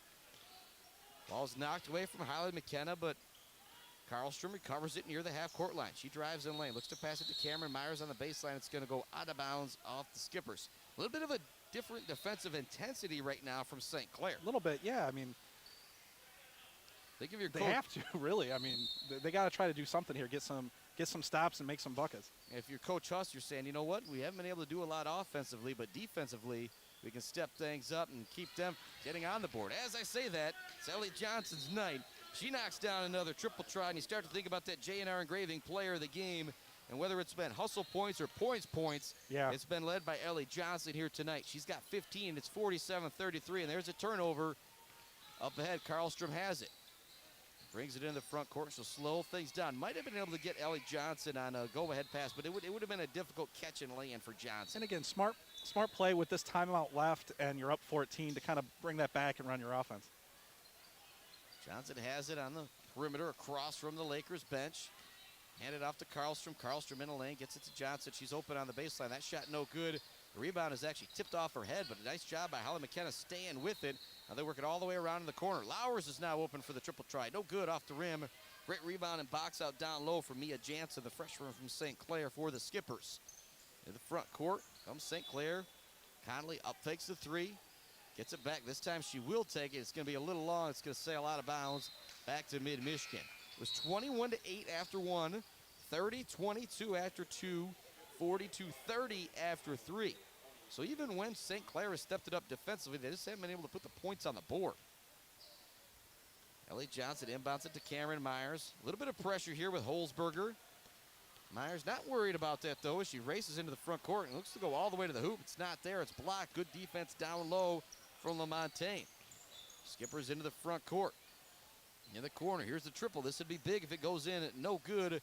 Great rebound down low from Lauren Lowers. Lowers looks ahead. Ellie Johnson racing ahead of the pack. Looks to go coast to coast. Her shot is up. No good, but she draws the foul. Ellie Johnson's got 15 points on the night. Heading to the free throw line for her first free throws. Mid-Michigan just 2 of 3 from the line the entire game. 4 of 10 from the free throw stripe right now for St. Clair. But 0 of 6 here in the second half. Johnson's first free throw rattles out for the sophomore. It's contagious. Yeah, that broadcaster's jinx, it does something, man. It really does. I don't know what to do about it because, you know, it's one of those, it's my job to talk about these things, but then it happens. Again. Second free throw, no good for Ellie Johnson. 47-33 our score. Just over 7 minutes remaining in the ball game. If you're St. Clair, you got to start making something happen right now. Ball goes to Holzberger in the corner. Up top to Taylor. Back to Conley. Here it is again. They just work it around the perimeter, and they just waste 10 seconds. There's no movement or anything. There's no jab steps. There's nothing. They're just passing the ball along the perimeter from the 3 guards. Not really a whole lot of movement on the baseline. Not anybody showing at the free throw line. No, they're just stagnant, and then they wait. And now with only 6 minutes left in the game, you got to get into your sets a little bit quicker. You don't have time on your hands at this point. Ball goes in to LaMontagne. She passes it back to her teammate McConnell off the inbound. She can't get it to go. Rebound is tipped around. It goes into the hands of Connolly. Her shot is no good. LaMontagne is there for the putback rebound. Annalise LaMontagne now has 8 points on the night. Karlstrom races into the front court for mid. Will slow things down. Up to Lowers at the top of the key. Over to Cameron Myers. Myers gets it to Hyla McKenna down in the post. Nobody guarding her. Nice reverse move to get the lay-in. Hyla McKenna now with 8 points. You start to see that balance once again from this mid-Michigan team. And that was another really good post move by McKenna there. That's 2 now here in the second half. Triple try is up and good for Brooklyn Taylor. She's going to have to start launching a few more of those. And one thing that's been happening with this Clippers team, if they haven't knocked down the 3, they've been way off. There's been a few air balls out there, but that's something you can't worry about at this point in the game. You got to start launching from three-point land if you're going to get back into this game. Yeah, you have to, but you don't want to force anything either. And some of those shots that they're airballing, they're forced early shots in the clock. Shot is up and no good for McKenna. Holzberger into the front court, gets it off to Brooklyn Taylor. Back up top to Holzberger. Go down to LaMontagne. This time in the post. Her shot is blocked by Hyla McKenna. It'll stay here with St. Clair. It's 49-38. I'll go back to those 6 free throws in the third quarter missed by St. Clair. Score could be 49-44 right now.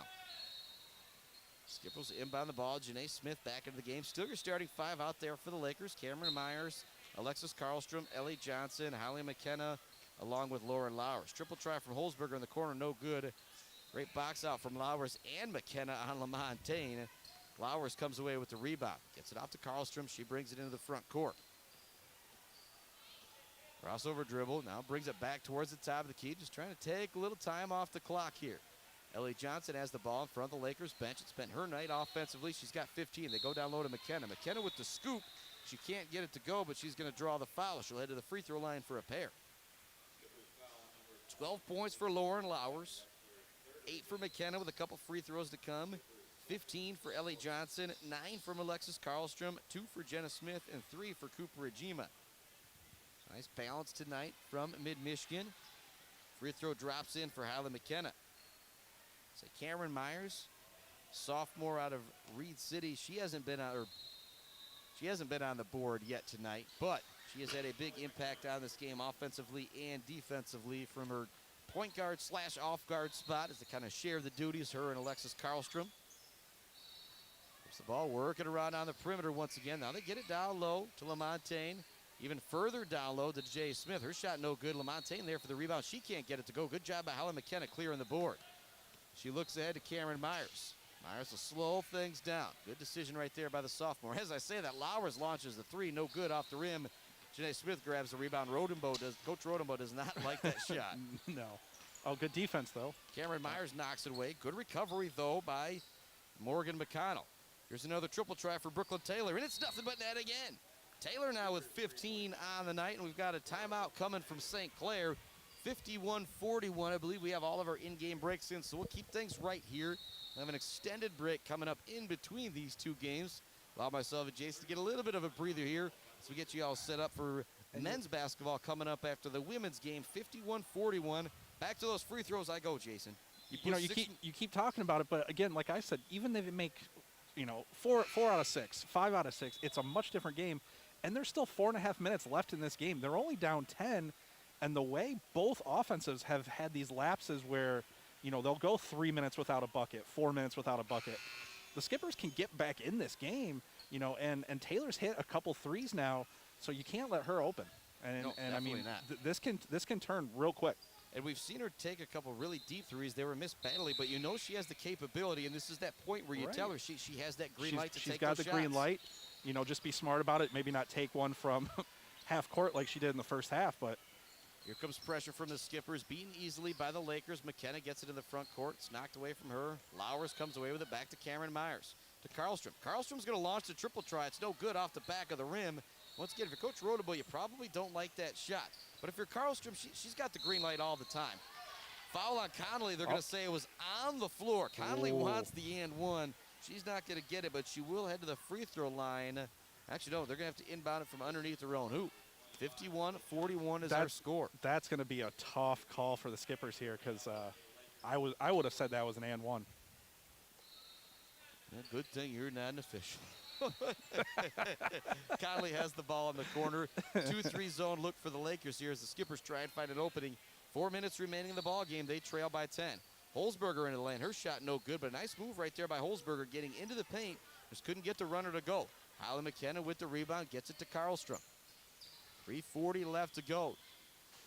Lady Lakers just, I don't want to say hanging on for dear life to win this one. It hasn't been their greatest night, but their defense and their balanced scoring has carried them. Pardon me. Cameron Myers has it in the corner. They look to get it down low in the post to Holly McKenna. McKenna's going to be fouled from behind. That's a tough call right there going against Annalise Lamontagne. Yeah, this has been one of those games where it's never really seemed like a close, fought game, but again, 10 points, 3.5 to play, and a couple made shots, and this changes real quick. Ball goes into Karlstrom, screen for McKenna. McKenna was open on the roll for just a moment. They didn't see it. Now she's got a little bit of a size advantage down low against Brooklyn Taylor. She gets it. She turns. She shoots. No good, but she draws the foul on Lamontagne once again. Had to help down low against Brooklyn Taylor. Taylor may be about 5. Yep. A lot of height down low. And she showed some really good post moves down low here in the second half. If I'm in Michigan, I'm looking to go to her more often in the offensive sets. First free throw for McKenna is no good. Now 0 for 3 here in the third quarter for the Lakers, free throw wise. Might have been able to salt this one away if you're able to knock down some free throws, but it's just kind of the way the night has been for both of these teams. Second free throw goes down for McKenna. She's got 11 on the night. Got a timeout on the floor. Once again, we'll keep it right here. It's 52-41, an 11-point game with 3 minutes, 25 seconds left to go. But the Skippers have hit 3 3-pointers here in the fourth quarter. Brooklyn Taylor now has 15 points. She's got 3 threes on the night. Skippers can definitely come back in this game, and you're a team that comes in at 2-7. You start to taste a victory here a little bit. Lakers are going to have to really play well in the final 3:25. Yeah, they're going to have to step it up defensively. That's really where I think they're going to win this game. Offensively tonight, just not really in a flow. So I don't think you want to hang your hat this game in particular on the offensive side. I think that might be what Coach is saying right now. Hey, ladies, let's play some tough defense, get a couple steals. I wouldn't be surprised to see them start with the full court press, half court trap to end this game, because that seems to speed up teams a little bit as well. Yeah, but 3 causes, 1 game here tonight: end racism, childhood cancer, and mental health awareness. If you're watching on MAC TV, you can see the end racism shirts Coach Rodenbow and some of the girls that aren't playing here tonight are wearing. A great effort tonight here from the Lady Lakers. They lead by 11 with 3:25 left to go. It's going to take this kind of effort from the boys to win in the second game. St. Clair Community College coming in ranked, and talking with Coach House, they win 4 or 5 games, they're going to be in a lot better shape than if they go 2 and 3 down the stretch. So tonight is a big game that they want to win. Yeah, it really seemed like he liked their path. If they could win, I think it was four of their last 5 or 6 games, he really liked the path in the tournament that they would have. Pass is going to be knocked out of bounds by the Lakers. Skippers will inbound it from underneath their own hoop. There's 20 seconds left to go here on the shot clock. 3:11 remaining in the ball game. Ball goes in from Janae Smith to Conley. Conley brings it to the top of the key. To Holzberger, back up to Smith. Now back to Conley, back to Holzberger. She's open. She launches. No good. Lowers can't quite come up with a rebound. She tips it. It goes to Holly McKenna. McKenna makes a great decision and slows things down. Gets it back to Karlstrom. Now 2:50 left to go. For the Lakers, you can get a basket here. That just might do it. Karlstrom, spin move in the lane. Left-handed shot up. And oh, boy. She almost had a circus shot right there in an and one opportunity, but instead she'll just take 2 free throws. And when Karlstrom and Taylor have been matched up in this game, it's actually been fun to watch. I think those two are clearly the best 2 pure athletes on the court, and it's been fun to watch them go head-to-head. Yeah, but Taylor has not shied away, trying to not necessarily guard full court, but whoever she's on, she's going to try and pick them up 3/4 court. And a good job on some of these possessions by the Lakers to notice that and said, you know what? There's no point. Might as well get it to Cameron Myers, who can bring it up with nobody on her. Karlstrom knocks down both free throws. She's now in double figures with 11. Connolly into the front court. Ellie Johnson awaits her at the back of that 2-3 zone. The top of the key, it goes to Taylor. Over, here's the triple try from Janae Smith. It's no good. Rebound is tipped by LaMontagne into the hands of Ellie Johnson. Jump ball will send it back to Mid-Michigan, 54-41. And St. Clair did what they had to do on their last couple possessions. Got some quick shots. They just couldn't get them to go. Yep. That's what they needed to do. And here comes the press. Ellie Johnson gets it to Cameron Myers, up ahead to Holly McKenna. McKenna says, you know what, I'm open, I'm going to shoot it. She can't knock it down, though. Rebound goes into the hands of LaMontagne. She's really cleaned up on the glass tonight for the Skippers. Brooklyn Taylor into the front court. Over to Conley. Conley back up top to Taylor. Over to Janae Smith. Now down on the baseline, it goes to Holzberger. And like I said, this is where they get stagnant. Just working the ball around the perimeter against this 2-3 zone really allows the Lakers just to kind of rest out there. They do get it down to LaMontagne. She's going to be double teamed by McKenna and Lowers. There's going to be a foul call going against Lauren Lowers. That'll be her fourth. It's 54-41. St. Clair will inbound the ball underneath their own hoop. Then the starters out there this entire fourth quarter with Cameron Myers, Alexis Karlstrom, Lauren Lowers, Holly McKenna, and Ellie Johnson for the Lakers. They have a timeout on the floor. This one coming from Mid-Michigan. We'll continue to keep the broadcast right here. It's 54-41. You know, and I think at this point of the game, the way that the Skippers have struggled offensively for the majority of it, I think if you're mid, you're kind of comfortable right now. But again, you don't want to let up because things can change quickly with the three-point shot. You know, and Taylor's shown that she can knock them down. So you get maybe one or two more stops, and I think they can just run this clock out. I think that's what Coach probably telling them as well. You know, they've forced some shots offensively the last few times down. They can you know, run some clock, just get out of here with the win. Yeah, we've had a great balanced scoring effort from the Lakers. 2 points for Jenna Smith, 3 points for Cooper Ajima, 12 from Lauren Lowers, 11 from Holly McKenna, 11 from Alexis Karlstrom, and Ellie Johnson leading the way tonight from Clair with 15 points. And you start to think about that JNR engraving player of the game. It is Ellie Johnson with that 7-point first quarter. Kind of got the Lakers out in the lead, and they never really got it back down below 10. Except those missed free throws in the third quarter still looming large, if you ask me. St. Clair gets the ball in, set up an open three-pointer for Conley. She cannot knock it down. Holly McKenna comes up way with another rebound for the Lakers. McKenna's now with a double-double. Nice. Drops it off to Cameron Myers. Myers into the front court, dealing with the pressure of Holzberger. It's going to be tipped out of bounds. They'll stay here with the Lakers. 20 seconds on the shot clock, 54-41. So the Laker defense, I think, is what won them this game here tonight. Want to give up 8 points in that first quarter, 14 in the second quarter, 8 again in the third quarter. They've only given up 11 here in the fourth quarter. There's going to be a turnover going against Mid. It'll give it back to St. Clair. If you're the Skipper girls, you got 1.5 left. You're down by 13, Jason. You still think you got some hope left, or if you can come down here and get a quick shot, even if it's a 2 or a 3, then yeah. Oh, that looked on. It goes in and out. Nice looking shot from Morgan McConnell. She put it up right in front of our broadcast table where we had a nice inline view from the shot to the hoop. It did look like it was going to be money. Would have been a big deal. But it is all for naught. It's kind of been that night for the Skippers. Kind of almost, but just not quite. Not quite there, yeah. Pass down low from Karlstrom to Lowers. Lowers is going to be double teamed, and she got whacked in the face. You know, once again, I say it all the time, these kids are a lot tougher. She might have a bloody nose, but if she did, she doesn't want the officials to see it, so she just covered it up, and she wants her free throws. That's what she wants. And with that shot in the face, good thing this isn't an NCAA tournament game, because they've been going to that monitor way too often. If you've been watching any of the NCAA tournament, every game the refs are at the monitor for every little thing. Looking for those flagrant fouls. Is that a flagrant one? Everything's a flagrant one. It's like everything's a basketball play. Let them play. Lauren Lowers at the line. First free throw is up and good. She now has 13 on the night. Sorry, I went a little Dan Dockich there. Started getting irritated on the refs. You're right. Ellie Johnson leads the scoring with 15 points. But if I was going to pick maybe a best player all around tonight, you might have to go with Lauren Lowers. She's been great defensively, had some nice steals, doing great on the glass as well. We've got another timeout.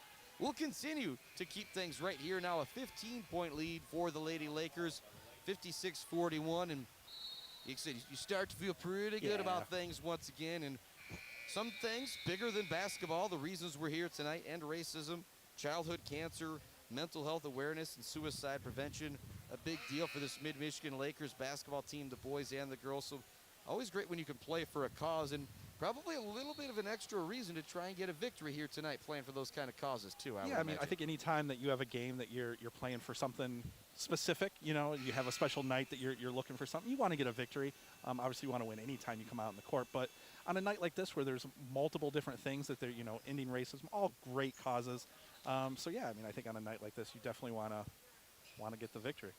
And from the St. Clair men's team walking by us, and the one thing Jason and I can think right now, they got some height. They do. So it's going to be an interesting matchup because, you know, with Javel and Satchel, you know, those guys are going to match up pretty well with them down low. Triple try in the corner for the Skippers is no good. Good box out down low from Hyla McKenna. She comes up with another rebound. She's actually going to call it for the travel as she comes away with the rebound. And it's one of those, I don't think it's very often you feel short. How tall are you, Jason? About 6'2". Yeah, but you felt short there for a minute, didn't you, when those guys were walking by? Yeah, a little bit.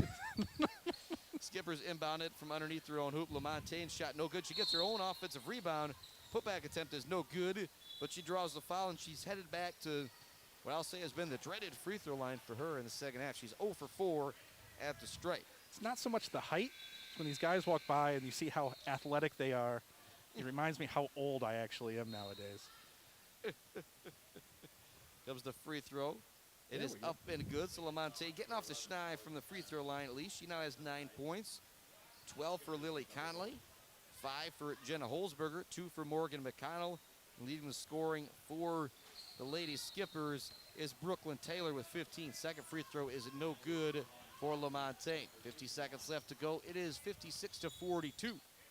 Into the front court. And with all these missed free throws, it might be time for you to start your Spockman free throw academy you've been talking about. Hey, you know, I can knock. That's the one thing I still can do is go to the free throw line and knock them down. Not a bad shot. You get me out here trying to run with anybody, though, and I am going to be in a lot of trouble. Say the torn Achilles, the blown out right knee. The right leg is bionic at this point, but I can still shoot. Karlstrom draws the foul. She's going to head to the charity stripe to look to add to her total. She's got 11 on the night, and that is one of my favorite stats as I look and see Alexis Karlstrom just kills it from the free throw line. 88% on the year. And she knocks down that first one. Now I was going to say, when she missed that one earlier in the game, I think it was her first shot, I was surprised. So, yeah, she's money.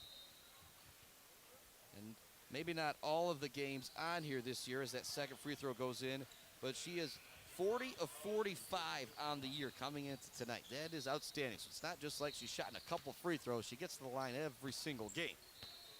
Skippers just playing now for the last minute for some pride here. Goes down low. Shot is up and good. A tough basket right there for LaMontagne. Just seeing her knock down that shot, it makes you wonder why they didn't try and get into the middle of that zone a little bit more. Right. And not giving up is Brooklyn Taylor. She's hounding Karlstrom full court. Karlstrom brings it up, and that is going to wrap things up. 3 seconds, 2 seconds. 58-44. The Lady Lakers with a big victory here this evening. Now, can the men make it a sweep? Going to be a little bit tougher contest coming up. The Lady Lakers move to 5-4 on the year. St. Clair moves to 2-8 on the year.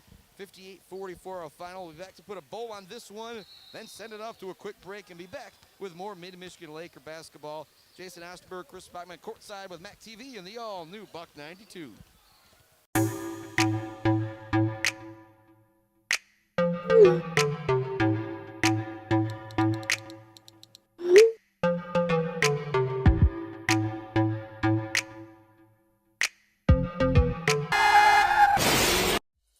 Mac TV Network is a local public access station that offers a variety of services, from in-studio interviews, wrestling, and so much more. We cover local concerts, sporting events, and activities around the community. Members of the community can come in and take a free workshop to learn anything from editing to camera work. Broadcasting on Charter Channels 187 and 191, serving Gratiot, Isabella, and Clair counties.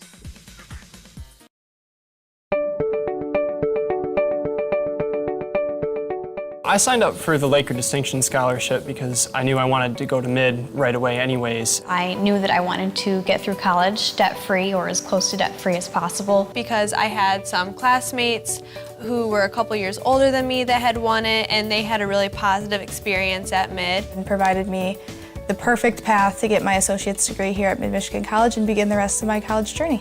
Winning LDS was a really positive experience for me. I was able to work on campus, and I was also able to study abroad, which is something I never really thought I would be able to do. Really, the basis of my success today and my continual success is the Laker Distinction Scholarship and is Mid-Michigan College, because without this first step, I wouldn't be where I am today. It really helped for me to know that the first 2 years of tuition were going to be lifted off my shoulders. I got to meet a lot of great people who have become friends and advisors for me, and I know that as I move on that they will still be here to help me get through the college process.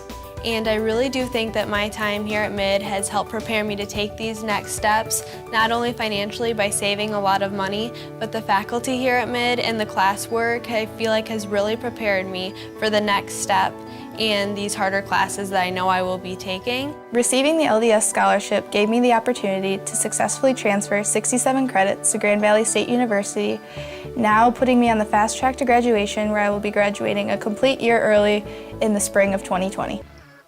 Welcome back. Welcome on into the Mid-Michigan College Foundation, the Mid-Michigan College post-game show as we get ready for another Crable Ford and Lincoln pre-game show. Doubleheader action here for you tonight. Chris Bachman, Jason Osterberg, courtside on the all-new Buck 92 simulcast on MAC TV. 58-44 our final in that one. Leading scorer of the ball game was Ellie Johnson with 15 points, 14 for Lauren Lowers, 11 for Holly McKenna, 13 for Alexis Karlstrom. Some good balance out there for the Lakers. Any other numbers that stood out to you, Jason? I keep looking at Holly McKenna. She had a double-double. I also had her down for 11 rebounds, a couple assists. I missed the steal. So all-around good game for her as well. But really what I thought, she really showed some moves down low, some post moves there in the second half, that if she starts developing that, they have somebody they can go to down low, as opposed to just a lot of stuff from Alexis Karlstrom or Ellie Johnson outside from the three-point line. Yeah, but Lauren Lowers had a couple really nice cuts in the lane. Her as well. Was able to catch and finish. But I think our JNR engraving player of the game is going to be Ellie Johnson tonight. That 15 points that she had and 7 in the first quarter. Lakers got out to that 13-point lead. And like I said, they hung around, the Skippers did, but they never really closed the gap between 10, 9, 8. Just could never really get things too close. And I'll go back again to the six free throws missed in the third quarter. That was the big deal of this game right there. They knocked down those 6 free throws. They go into the fourth quarter. It's a 6-point, it's a 4-point game instead of a 10-point ball game. And you know, with Mid kind of struggling offensively, the pressure then gets on them there in the fourth quarter if the lead drops to 4, 5, or 6, as opposed to 10, 11, 12. So they can still be a little bit loose, everything, and the pressure isn't on. And I think if the pressure was on Mid, the way they were playing offensively, we might have had a different game. Yeah, but that's what I think even the Mid girls would tell you. Not the greatest night tonight, but hey, we got the victory.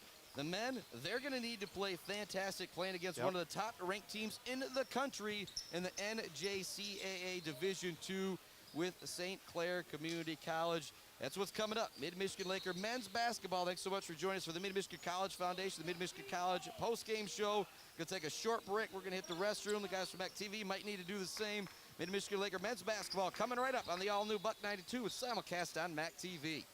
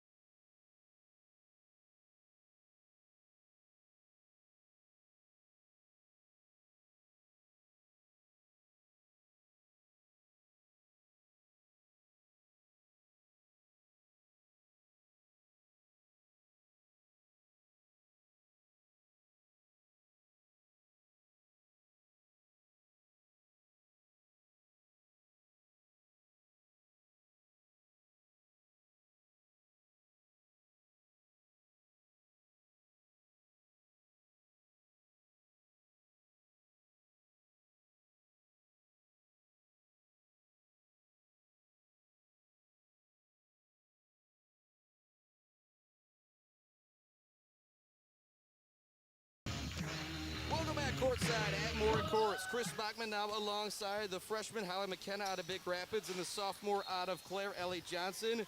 Coming off a big victory, 58-44 over St. Clair. And first thing I want to do is give a little credit to St. Clair. Could you guys imagine, I guess you guys played a lot of the minutes out there, but only 7 girls. That's tough to do. It's tough. It is tough. Especially with the mask on right now, too. Right. That's what you guys have had a couple of teams that you've played against with just those numbers. And what has the mass difference been like for you guys? Because when I came here and shot around a couple times and gone and ran up there, I've been like, yeah, it's not as bad as I thought it is. But the level of basketball you guys are playing, the energy that you guys are exerting, what's it like out there with the mask, actually?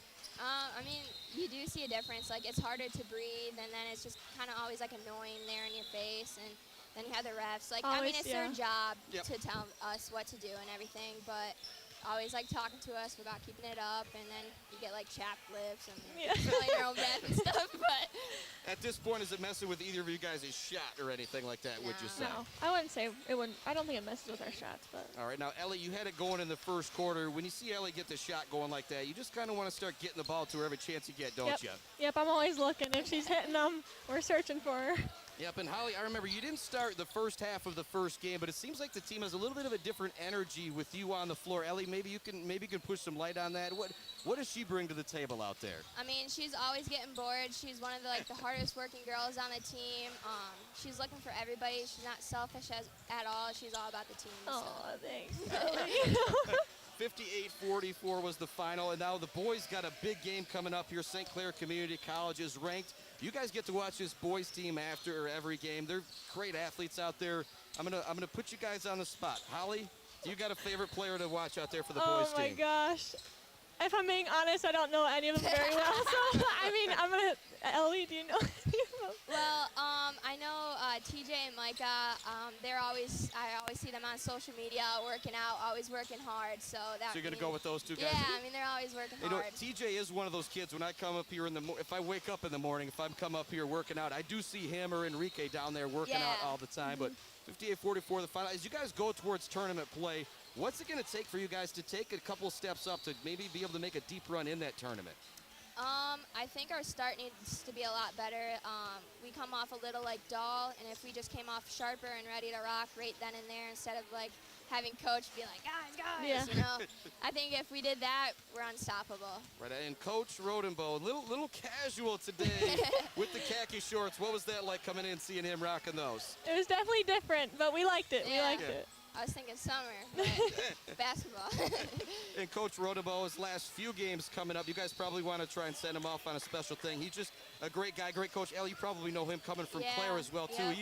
He's built a pretty special program out there that's still great to this day, and he's built quite the program here as well. What's it like been playing for him? I mean, I loved it.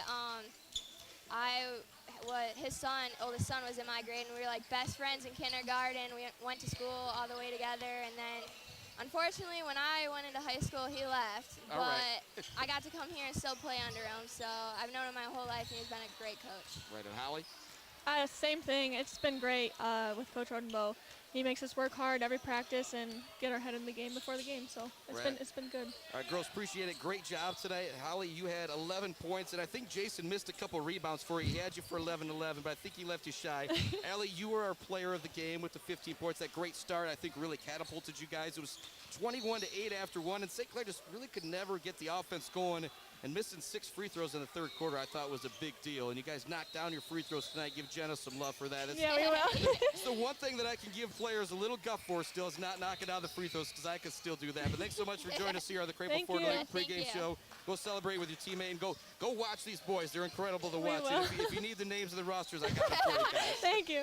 Craple Ford and Lincoln pregame show. Thanks so much to those girls for joining us. We'll be right back with more after this on the all-new Buck 92 and Mac TV. Mac TV Network is a local public access station that offers a variety of services, from in-studio interviews, wrestling, and so much more. We cover local concerts, sporting events, and activities around the community. Members of the community can come in and take a free workshop to learn anything from editing to camera work. Broadcasting on Charter Channels 187 and 191, serving Gratiot, Isabella, and Clair counties.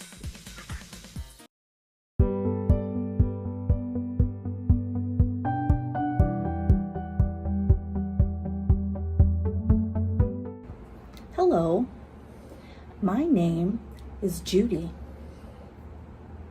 There's Amy. Jillian. Amy. It's Dawn. Recently, we joined friends, family, students, community members, and fellow MID employees to engage in a lifelong learning class.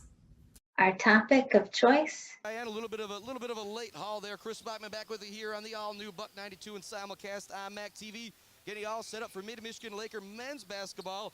Big shout out to Holly McKenna, Ellie Johnson taking some time and chatting with me. And they're actually running out of the gym here at Morey Courts. And so Jason's trying to catch up with them. One of those young ladies left a water bottle here, and they need to stay hydrated out there. But 3 causes for one game tonight with this Mid-Michigan Laker men's basketball team. Ending racism, fighting childhood cancer, and mental health awareness, suicide prevention. Something that has touched all of us now, that you think about those 3 things, whether it's racism, childhood cancer, and mental health awareness, and suicide prevention. So we're talking with Coach Caleb House in the girls pregame about that, and said childhood cancer, Caleb's 1-year-old nephew is battling with that. It just, childhood cancer sucks. There's not really another way to put it. That's about as vulgar as I get on the air. So on April 30th from 5 to 7:30 p.m., Pound Out Childhood Cancer is going to be an event going on here at Morey Courts right here in Mount Pleasant. There's going to be a blood drive. There is going to be the match bone marrow drive. That one is tough for me to say right there, Jason, but I think I got it right. It's going to be backyard games, a silent auction, and so many things going on April 30th, 5 to 7:30 p.m. here at Morey Courts. When we start to talk about this Mid-Michigan Laker men's basketball team, you see the size for St. Clair. Well, it's really going to need big play from JaVale Lewis and Satchel Love. And JaVale Lewis didn't play in their last game. We asked about that. Just some very precautionary things from Coach House. You know, and in today's day, the COVID age, you know, you have to do that. So smart play by them, because the last thing you want to do is have everything shut down if he was positive for anything. So they shut him down against Delta, and now he's back. So look for him to – he's going to be rested for sure, right? And look for him to have a big game, because I think this is the type of game that he's going to want to show out against a nationally ranked team. Yep, and Mid-Michigan coming into this game at 5-4, averaging 74 points per game. St. Clair coming into this game at 8-2, averaging 82 points per game. And so these teams are going to get up and down. And when you look at Mid-Michigan, they've got 2 losses. One of them by 21 points to Ancilla, one of them by 18 the other night to Delta College. And those are 2 teams that are ranked. They're outstanding. Ancilla is actually ranked number 1 now in the entire country. But their other 2 losses were by just 3 points. And so those are the things you got to fix. You talk about where they're going to be, where they're going to match up in that conference tournament coming up. Those 2 losses may loom large, but it won't matter if you can pick up victories this week and next week. Exactly. We even talked about that game last week against Delta. Without JaVale, he's probably good for, 10, 11 offensive points and at least 5 or 6 defensive stops. So, that could have been a much different game for Mid-Michigan with him on the court. Yeah, but you know your buddy, Coach Marsh over there, the head coach. And so Delta, an outstanding team. Like I said, that was one of those we thought about maybe going over there and watching it Friday. Didn't look like we missed a whole lot, but maybe if we'd have been there, we'd have been a little good luck charm for the guys or something. Yeah, and I thought about it. I'm sure we could have gotten in, but I don't know what their COVID protocols are over there either. And the last thing I want to do is, have something happen and, with him, the coach, if he's not supposed to, he tries to sneak us in or anything like that. So, but no, shout out to Marshall Gray, coach over at Delta. He's doing a great job with that program. So he's been there the last couple of years, and he's got them ranked. So, kudos to him. But you've been a little bit of a good luck charm here. I don't think you've seen this Laker men's team lose yet, have you? I don't think they've lost at home since I've been here. So, here we go. Hopefully that trend continues. We're going to take a break here on the Crapel Ford and Lincoln pregame show. When we come back, we'll get you set up with the starting lineups, the opening tip, and all of that jazz. You're listening to Mid-Michigan Laker men's basketball on the all-new Buck 92 and simulcast on Mac TV.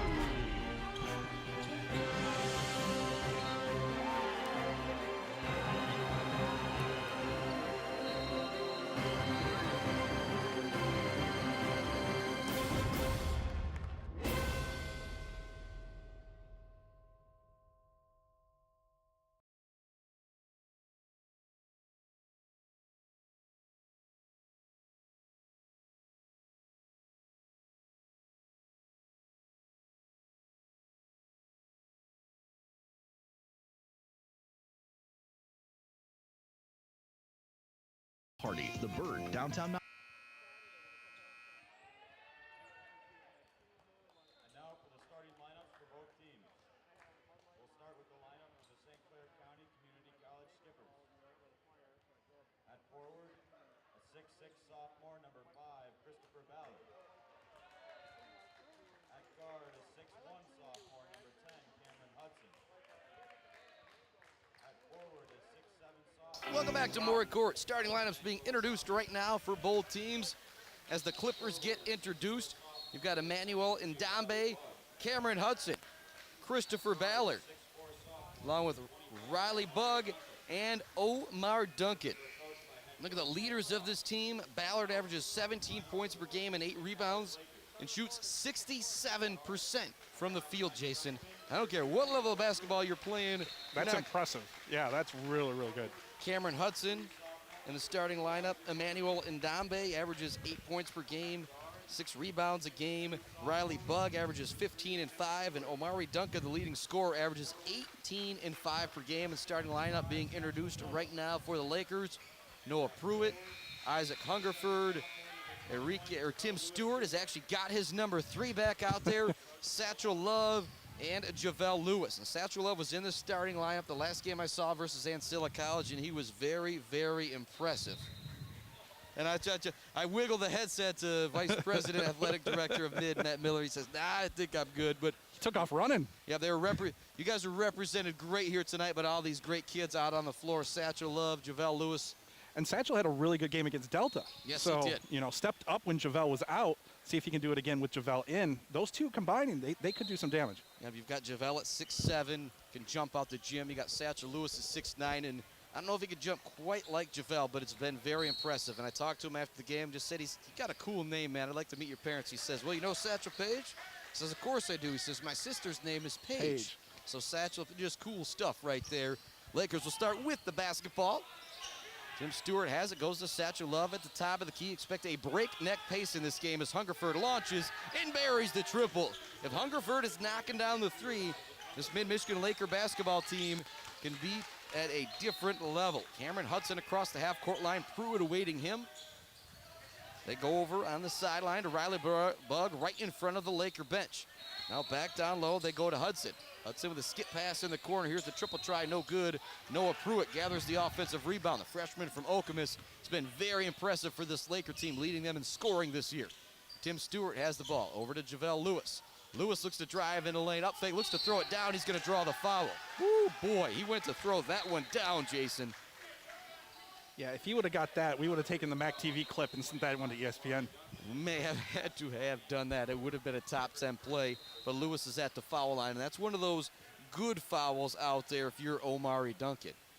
Lewis at the free throw line, the sophomore out of Grand Ledge. Do everything for this Lakers team. First free throw up and no good. So encouragement for teammate Tim Stewart. Second one. Again, taking his time, free throws. That went off the back of the rim as well. So 0 for 2 at the stripe there for Lewis. 3-0 our score. Mid-Michigan with the lead behind Isaac Hungerford three-pointer. Across the half-court line comes Cameron Hudson. Doesn't use the screen from Bugg. Now he's going to lose the ball. He went to pass it to Bugg. Bugg didn't see it coming. Hungerford now into the front court. He's going to stop and pop another triple try. That one no good. But if you're a Coach House, you don't mind that shot because when Hungerford knocks down a 3, they usually come in bunches. Yeah, if he gets hot, you don't often see a heat check the second shot of the game, but for him, it kind of was. He gets that in transition, and that basket starts looking a lot bigger. Satchel Love gets the inbounds pass, leaves it back to Hungerford. Hungerford looks to get in the lane, back to Satchel Love. Love being guarded by Christopher Ballard. Love in the lane, uses that length to get the shot to go. Satchel Love, the freshman out of Detroit, getting on the board. 5-0, 18:30 left to go. To the front court comes Cameron Hudson. He's going to get a screen, look to go baseline. He's double teamed by Hungerford. Great job by Hungerford getting back on defense. Little miscommunication between Hungerford and Satchel Love is going to allow a wide open layup for Emmanuel Ndambe.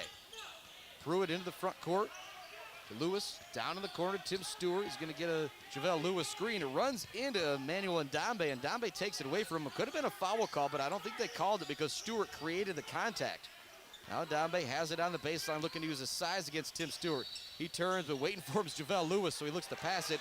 Hungerford diving on the floor for the loose ball. Stewart comes away with it. Into the front court comes Pruitt. Gets by his man, lays it in. and the foul. Rolled around the rim for a good 2-3 seconds like you see at the end of a movie. It goes the hoop and the harm for Noah Pruitt, and a great start for the Lakers offensively. 7-2 the score, 17:48 left to go here in the first half. Lady Lakers victorious 58-44. Men off to a great start and a great cause here tonight. Ending racism, childhood cancer, and mental health awareness, suicide prevention, the causes that these Laker men are playing here for tonight, and off to a great start. So you come into that night wearing those end racism shirts, probably play a little bit more meaning out there, don't you? Yeah, absolutely. You know, we were talking about it during the women's game, and I think anytime you have a special event of a night, regardless of what it's for, you want to get the victory. But on a night like this, for 3 great causes, makes it extra special. Isaac Hungerford with great defense down low as he knocks it away from Amari Duncan. Into the front court comes Pruitt, swatted away. Riley Bugg comes away with it for the Skippers. He has no numbers, but he's going to take it all the way to the hoop. He can't finish it. Rebound is tipped around. It goes into the hands of Tim Stewart. Stewart races ahead into the front court for the Lakers. Stops at the three-point line, slows things down, gives it to JaVale Lewis.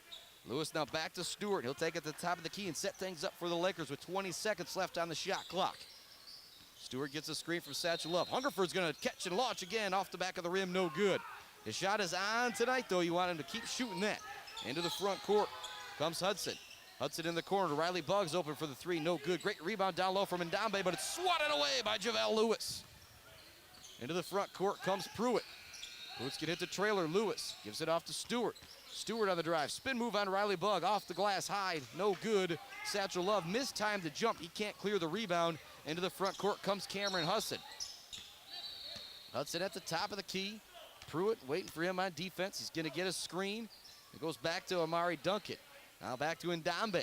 Now back to Riley Bugg. Bugg looking to create some space. He gets into lane and swatted by Satchel Love. Woo! Couple kids walking along the far wall there. Almost got their heads taken off by that block. So 2 power swats here in the early going from Satchel Love and JaVale Lewis. Those are the type of plays that get your teammates going. Micah Kramer, Alec Mills checking into the game for the Lakers. 5 Laker men out there. Noah Pruitt, Satchel Love, Alec Mills, Isaac Hungerford, along with Micah Kramer. Ball goes into Riley Bugg, looking to use his size against Kramer. He's going to fade away, and he gets the hook shot to go. Nice looking shot right there from Riley Bugg. That's one of those, he has the size advantage. You don't like for him to fade away against Micah Kramer, but if he gets it to go, you can't complain. You know, that's one thing you've noticed already. Their guards have a little bit more height than mids guards, and they've been able to post them up, so they're almost going an inside-out game and letting their guards post up down low. Noah Pruitt, triple try is no good. Grabbing the rebound is Omari Duncan. Into the front court, racing to the hoop, getting all the way to the basket is Cameron Hudson. He's going to draw the foul. A very aggressive game on both sides. Both of these teams, they're going to get right up in the face of the ball handler, and it's one of those, I love it when people ask me when they were talking about this level of basketball, well, what kind of offense does mid run? Well, it's hard to tell because there's so much ball pressure. Every time Pruitt comes across the half-court line, he's either got to, you know, it's fight or flight. Right. He's got to make a play and make something happen. First shot, no good for Cameron Hudson, sophomore out of Detroit. Starting at point guard for this Skippers team. Second free throw, he gets it to go, so he's on the board. 8-5 is our score. 15:30 left to go here in the first half. Kramer with a crossover dribble, leaves it for Pruitt. Pruitt splits a double team, looks to leave it off for Satchel Love, but it's knocked away. Good defense from Christopher Ballard. Racing into the front court, Riley Bugg has it. Passes it back to Omari Duncan. Duncan being guarded by Pruitt. They want to clear out for Bugg as he's got a little bit of a size advantage on Kramer. He takes it in, he shoots, he scores. Nice play right there from Riley Bugg.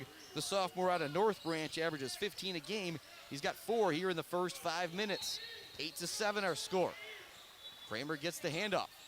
Surveys what he's got. Now goes to Pruitt in the corner.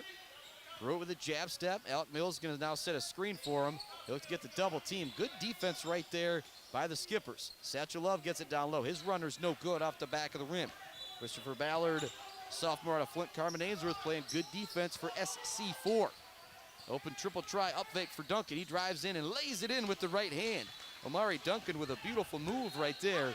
And I like to see that. He didn't try getting fancy, just got the lay-in.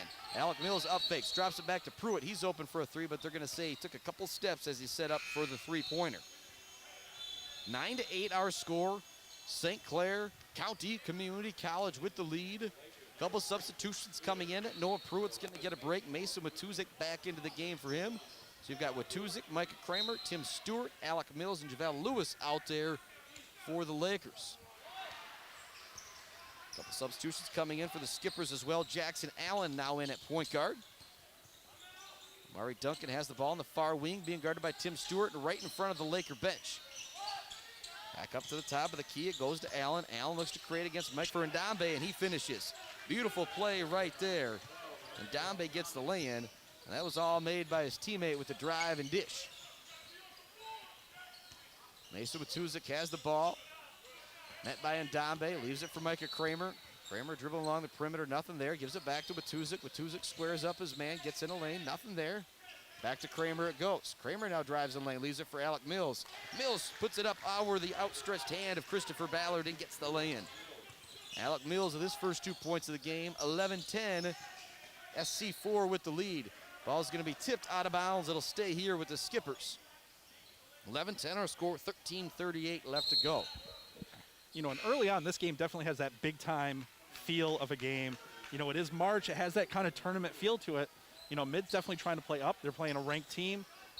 Hopefully they can keep up the intensity for the entire game. Skippers inbounding the ball right in front of the Lakers bench. Riley Bug gets it into Ballard. They hand it right back to Bug. Working on Watuzik. He gets in the lane. He's made a couple nice moves here in the early going. Passes this one back out to the three-point line. Good defense by Mason Watuzik. Triple try is up, and it is no good off the back of the rim for Kevin Abula, who shoots 45% from three coming into tonight. 11-10 our score. Kramer inbounds it to Tim Stewart. It's Stewart, it's Kramer, it's Watuzik, it's Mills. Javale Lewis out there for the Lakers. 13 minutes remaining in the first half. Watuzik has it on the perimeter, being guarded by Riley Bug. Gets a screen, gets it in the corner, Javale Lewis. Lewis squares, he's going to take the triple try. It's no good off the rim. Rebound is brought down by Kevin Abula. Abula races into the front court. He's going to hand it off to his teammate Jackson Allen. Allen's going to look to call out the play. Goes over in front of the Lakers bench to do so. Open from three is Ndombe. He takes it. No good off the back of the rim. Great rebound down low from Jackson Allen. He turns. He's open for a second. He doesn't take the shot. Goes to Christopher Ballard. Now back to Abula. Abula with a step-back jumper. No good. Skying for the rebound is Micah Kramer. Kramer looks ahead. Surveys what he's got. No numbers, so he leaves it for Tim Stewart. Stewart, the beautiful spin move into the lane. Up fake. And they're going to say there was a foul on there. No, they're going to say that Stewart walked on that one as well. Looked to me like he kept his pivot foot, but Stewart's not complaining about it at all. Now we're going to see a little bit of pressure right here. Or no, actually, it is going to be Lakers basketball. They did call the foul right there. Good call by the official. That foul is going to be going against Jackson Allen. Mason Watuzik will inbound it from underneath the zone hoop. Gets it into Lewis. Lewis looks to create. Up and under move. Hook shot. It is there, and it is good. Beautiful move from Javale Lewis.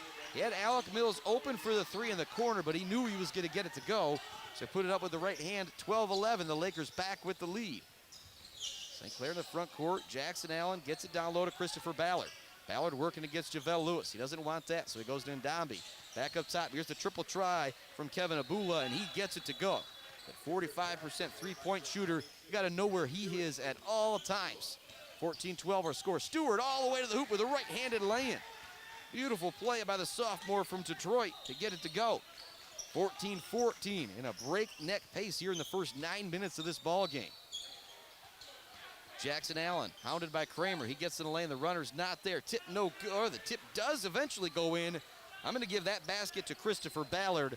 Glad I'm not at the scorers table trying to say who scored that one. Stewart into the front court for the Lakers, being guarded by Kevin Abula. Over to Micah Kramer. Down in the corner. Open for the three once again is Lewis. He takes it. It's no good. Rebound is gathered down low by Christopher Ballard. Gets it off to Jackson Allen. Allen into the front court for St. Clair. Back up top for Abula. Abula's open at the elbow. He takes. He makes. 5 points here for Kevin Abula. He's only been in the game for about 2.5 minutes.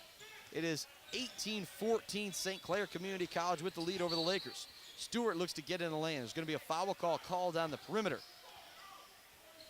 See, if you're not going to allow any hand checking out here, are they, Jason? Almost the exact opposite of the women's game. They were really letting the women really play aggressively, and here at the start of this game, they're not letting them do much of anything at all.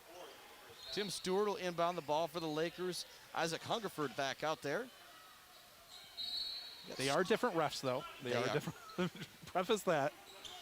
Watuzik gets the inbound. A great spin move. He's going to get in the lane of the right-handed runner. No good. Good defense being played down low by Ballard.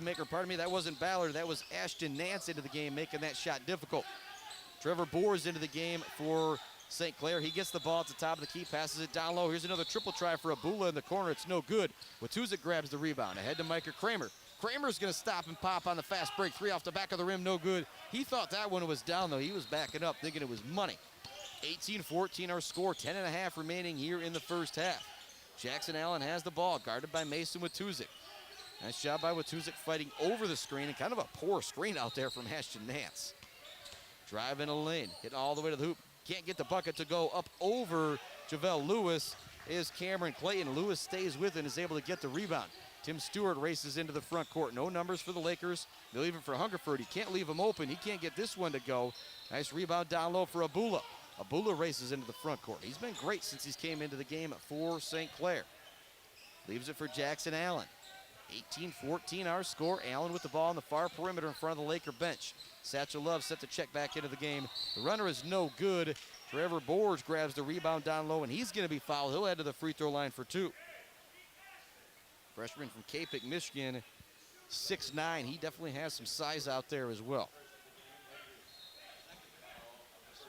Noah Pruitt, Satchel Love set to check back into the game for the Lakers. They trail 18-14, 9:46 left to go here in the first half. Boers' first shot rattles home. In a moment, we'll run down the 5 Lakers out on the floor. Noah Pruitt, Tim Stewart, Isaac Hungerford, Mason Watuzik, and Satchel Love. Out there for the Skippers, got Jackson Allen, Karan Clayton. At the free throw line is Trevor Boers. Also out there is Ashton Nance and Omari Duncan. And the second one also goes down for Boers, 2 for 2. Racing into the front court is Tim Stewart. He leaves it for Noah Pruitt. Pruitt drives, gives it back to Stewart. Stewart in the lane, gets the left-handed runner to go. No, they're going to call him for a travel down on the baseline right there. That's another one of those. I didn't have a good view of the call, but you don't see Stewart complaining about it or throwing any type of fit, so good call by the official. Now 20-14, Skippers with the lead. Mid-Michigan offense, as we talked about that Laker girls offense, is going a little stagnant right now. Quick triple try is up and no good. You don't like that shot if you're the coach from Karan Clayton. Watuzik races into the front court, leaves it for Hungerford. Hungerford back to Watuzik. Watuzik with a nice crossover dribble into the lane, looks to get to Satchel Love. He's got to bounce that past that one. It's knocked away. Omari Duncan racing into the front court. Gets all the way to the hoop and gets the finish. Nice job by Omari Duncan. He got the basketball. He just put his head down and went all the way to the hoop. Pruitt trying to do the same thing on the other end, but his shot is blocked. Satchel Love there with the offensive rebound. Gets the hoop and the foul.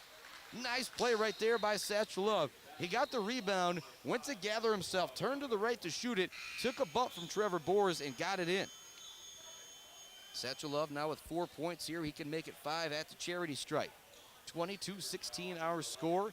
Micah Kramer back into the game for the Lakers, replacing Tim Stewart. Just a really smart offensive play there to gather himself and not go right back up. Know the guy was there, create the contact, get the foul. Satchel Love can't get the free throw to go off the back of the rim. Right now the Lakers 1 for 4 from the free throw line.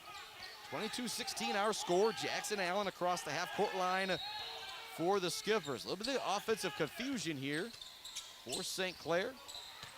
Doris has it at the top of the key, being guarded by Satchel Love. They want to get it down low, and they do get it down low to Ashton Nance, who lays it in. Not a lot of confusion out there. I was just wrong. He had the size advantage on Hungerford. They were able to take advantage. 24-16 our score. Watuzik has it at the top of the key, leaves it off for Pruitt. Pruitt has a tough time handling it, but he recovers it. Now looks to drive on Jackson Allen. Leaves it for Micah Kramer. Kramer senses he needs to make something happen right here. I feel like 12 seconds left on the shot clock. He crosses over Jackson Allen, gets in a lane in the corner. Hungerford's open for a 3, puts it up. No good off the back of the rim. Nice job by Micah Kramer creating right there. Quickly down to the other end of the court is Omari Duncan. Again, it's Kramer getting back on defense for the Lakers, preventing the layup. Ashton Nance has, he looks to bully Satchel Love down low, but Love bullies him with the block shot. Duncan recovers it in the corner. Let's go back down low to Doors. Doors missed his teammate wide open on the opposite post pass, but he gets the really difficult hook shot to go over Satchel Love. 26-16 is our score. Got a timeout on the floor. We're going to take that timeout. Lakers trail by 10 points, getting a little bit of a danger zone here in the first half. You're finding out why this St. Clair Community College team is ranked. Yeah. We'll be back with the rest of the first half. Right after this, it's Mid-Michigan Lakers basketball on Buck 92 and simulcast on MAC TV. MAC TV Network is a local public access station that offers a variety of services, from in-studio interviews, wrestling, and so much more. We cover local concerts, sporting events, and activities around the community. Members of the community can come in and take a free workshop to learn anything from editing to camera work. Broadcasting on Charter Channels 187 and 191, serving Gratiot, Isabella, and Clair counties.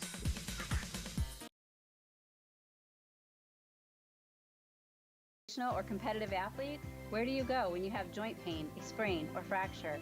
Not far, because Mid-Michigan Health has a go-to sports medicine team to help expedite your care and treatment. Learn more at midmichigan.org/wellsport. 7:39 left to go here in the first half. The Mid-Michigan Laker men trail 26-16. Chris Bachman, Jason Osterberg, Nick Toner from MAC TV here courtside. Big shout out to his daughter, Adia. So they wonder why he doesn't ever say his last name. Well, it's because I got to make sure I got his last name right, because we don't want to get in trouble. And who's on the camera tonight with us as well, Nick? Skyler? Diamond Nick? NETA? All right, we'll get that at the next break, or he's going to write it down for me. We're just going to stick with Diamond. I like Mr. Diamond up on the camera, and he's okay with that. Inbounds pass to Lakers, goes right back to Pruitt. Pruitt with the drive, goes back up top to Watuzik. Into the lane, Watuzik with the runner. He gets it to go. Big basket right there for the Lakers. There's a little bit of a lid on the hoop there for the last couple minutes. It's back to an 8-point ball game, and across the half-court line comes St. Clair. Omari Duncan looks to drive baseline, gets right by Watuzik, looks to get the up and under finish. He's going to draw the foul. I think he was in that restricted circle underneath there, because otherwise I think that would have been a charge. Yeah, you might have been right. A nice aggressive drive right there by Omari Duncan. You see why. Averages 18 and 5. And it's Diamond Neff? Neff. All right, we got that one Doing right. a great job. Duncan at the free throw line. He has 4 points here in the early going. First free throw rattles around and drops in. Now has 5. The one thing to think about right now is the crazy balance with this St. Clair team.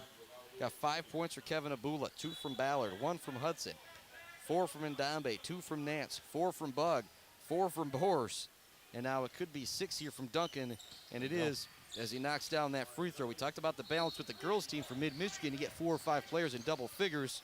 You know, this St. Clair team headed towards that pace right now. You know, you get that many guys scoring like that, and it's hard to just defend 1 or 2 guys, and that just makes it difficult, and that shows you why they're ranked, too. Pruitt looks to get it down low to Satchel Love. He's going to be double, triple teamed. He stays patient, turns, puts up the hook shot, and gets it to go. Nice play right there from Satchel Love. He got the ball, the triple team started coming, then it kind of backed away. He's able to turn and get the hook shot to go. 28-20 our score. You know, and he does a really good job of just staying patient even when he gets the ball in the lane. A lot of times guys panic and, you know, they throw something up. He does a really good job of just staying calm. Omari Duncan looking for the step-back jumper. It's no good. Rebound down low is fought for, and Riley Bug comes away with it for St. Clair. He kicks it out to his teammate driving into lane. Nice dish right there. I don't know if it was Satchel Love or JaVale Lewis with the block on Omari Duncan, but I like Omari Duncan. Probably knew he was going to get blocked right there, but sometimes you just got to put up the shot. If you get blocked, whoop-de-doo. Worst case scenario, you get fouled, right? Yep. So, I mean, really no harm there. 28-20 our score. There's 6:26 left to go here in the first half. Inbounding the ball goes to Riley Bug. Bug being guarded by Mason Watuzik. Bug forces up the shot. Good defense from Watuzik. Offensive rebound is gathered by St. Clair, and it's put back up and in by Emmanuel Ndambe, who has 6 points here in the first half, and it's back to a 10-point advantage for St. Clair. This game has a very similar feel to that girls' game. Watuzik into the lane, kicks it out to Pruitt. So the girls got that lead, and just never really able to get close was St. Clair Community College. You don't want to see the same thing happen to the Mid-Michigan Laker men. Satchel Love gets the putback. He puts up the shot. No good. His shot is blocked. That was another one of those plays right there. Satchel Love, you just got to turn and try and shoot that. If you get blocked, you live to fight another day. Absolutely. Mason Watuzik will inbound it for the Lakers. There's 5:53 left to go here in the first half. They trail by 10. It goes into Lewis. Lewis doesn't get the double team, so he's going to put it on the deck. Looks to create. Good defense from Ndambe. Lewis with a nice up and under move, but he can't get the shot to go. Racing into the front court, Omari Duncan has it. Looks to leave it for Riley Bugg. Bugg's trying to catch the alley-oop pass, but it was not a good pass from Omari Duncan. Here come the Lakers into the front court. Antoine Walker into the game. He drives. The shot is blocked. Great defense out there from Christopher Ballard. Omari Duncan into the front court once again. Kicks it out. Open for three is Karan Clayton. Off the back of the rim, no good. Satchelov skying for the rebound. He tips it, bounces around, ends up in the hands of Ndambe. He can't get the basket to go. JaVale Lewis ends up with it. Gets it ahead to Walker. Walker with a one-on-one situation. Looks to get to the lane, puts up the shot. A lot of foul, pardon me. Well, it was a foul. A lot of contact on the play. Walker doesn't get the call. Here comes St. Clair down to the other end. That one doesn't go. There's a lid on the basket right now for both teams. The ball goes out of bounds as Lewis and Ndambe were fighting for it. It goes off Ndambe back to Mid-Michigan. 5 minutes left to go here in the first half. It is 30-20, and they just can't get it back within 10. Yeah, and one thing, though, to think about, they had a 3-on-1 there. JaVale, just his presence down low, whoever was coming down there didn't want to go up with it for the fear of getting blocked, kicked it back out, missed a three. They ended up getting the rebound. So that just shows you what JaVale can do on the defensive end as well. Enrique Andrade into the game. Sophomore via Buckley, via Brazil. So that was somebody Coach House and I were talking about. He hasn't got a lot of looks at the next level. Said doesn't get a ton of minutes here, but he's somebody, one of those local teams. You want a great, outstanding kid. Somebody's going to come in and do some dirty work for you. Enrique Andrade is it. Nice move down low. Basket is up and good for JaVale Lewis. He's now got 4. 30-22 our score. And there it is. He got it back within single digits. Just seemed like it's going to be tough to make that happen. See if they can get another stop. Ndambe gets it down low, looks to force up the shot. Kind of a nice power dribble right there, and he's going to get the foul call going against JaVale Lewis. Ndambe got the ball just outside the paint. A two-handed power dribble forcing his way in to create a little bit of space, drawing the foul on JaVale Lewis. That'll be his first foul. Ndambe at the free throw line. 4 for 4 from the stripe is St. Clair. As I say that, there's the broadcaster's jinx as he misses it. You're going to have to say something every time now they go up. Well, it might not be a bad idea. 1 for 4 from the free throw line right now are the Lakers. Alec Mills coming into the game, replacing JaVale Lewis. That second free throw for Ndambe. It's up, and he gets that one to go. He now has 7 points. He actually leads all scorers with those 7. Tim Stewart inbounds the ball to Pruitt. Out there with Antoine Walker, Enrique Andrade, and Alec Mills. Stewart gets it to Mills at the top of the key. Mills open for the shot, doesn't take it. Leaves it back to Stewart. Stewart now drops it off to Antoine Walker, the freshman from Lakeland, Florida. Drives in, gets it out to Mills. Mills at the three-point line. Extra pass to Noah Pruitt. His shot is up, no good. Battling for the rebound down low is Ballard and Andrade. Ballard comes away with it. Good box out down low by the sophomore out of Flint, Carmen Ainsworth. Under 4 minutes remaining here in the first half. It's a 9-point lead for St. Clair, 31-22. There's another triple try. You don't want to leave him open, and Bula doesn't make him pay that time. Ball's going to go out of bounds. They're going to say it's last touch by the Lakers. 31-22 our score. Talk about being able to match up with the size. Talked about JaVale Lewis, Satchelov. Let's give St. Clair credit.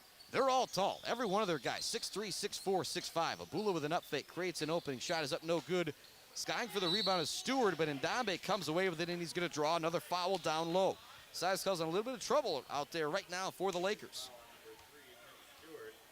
And they have height, but the other thing they're really aggressive, attacking the offensive glass, and that's just an effort thing. You can be tall, but if you're not jumping to the boards, if you're not really trying to bang down low, you're not going to get many, and they are really, really banging down low to get those boards. Ndambe's first free throw is up and good. Now 8 points on the night for the youngster. Went to Chandler Park Academy.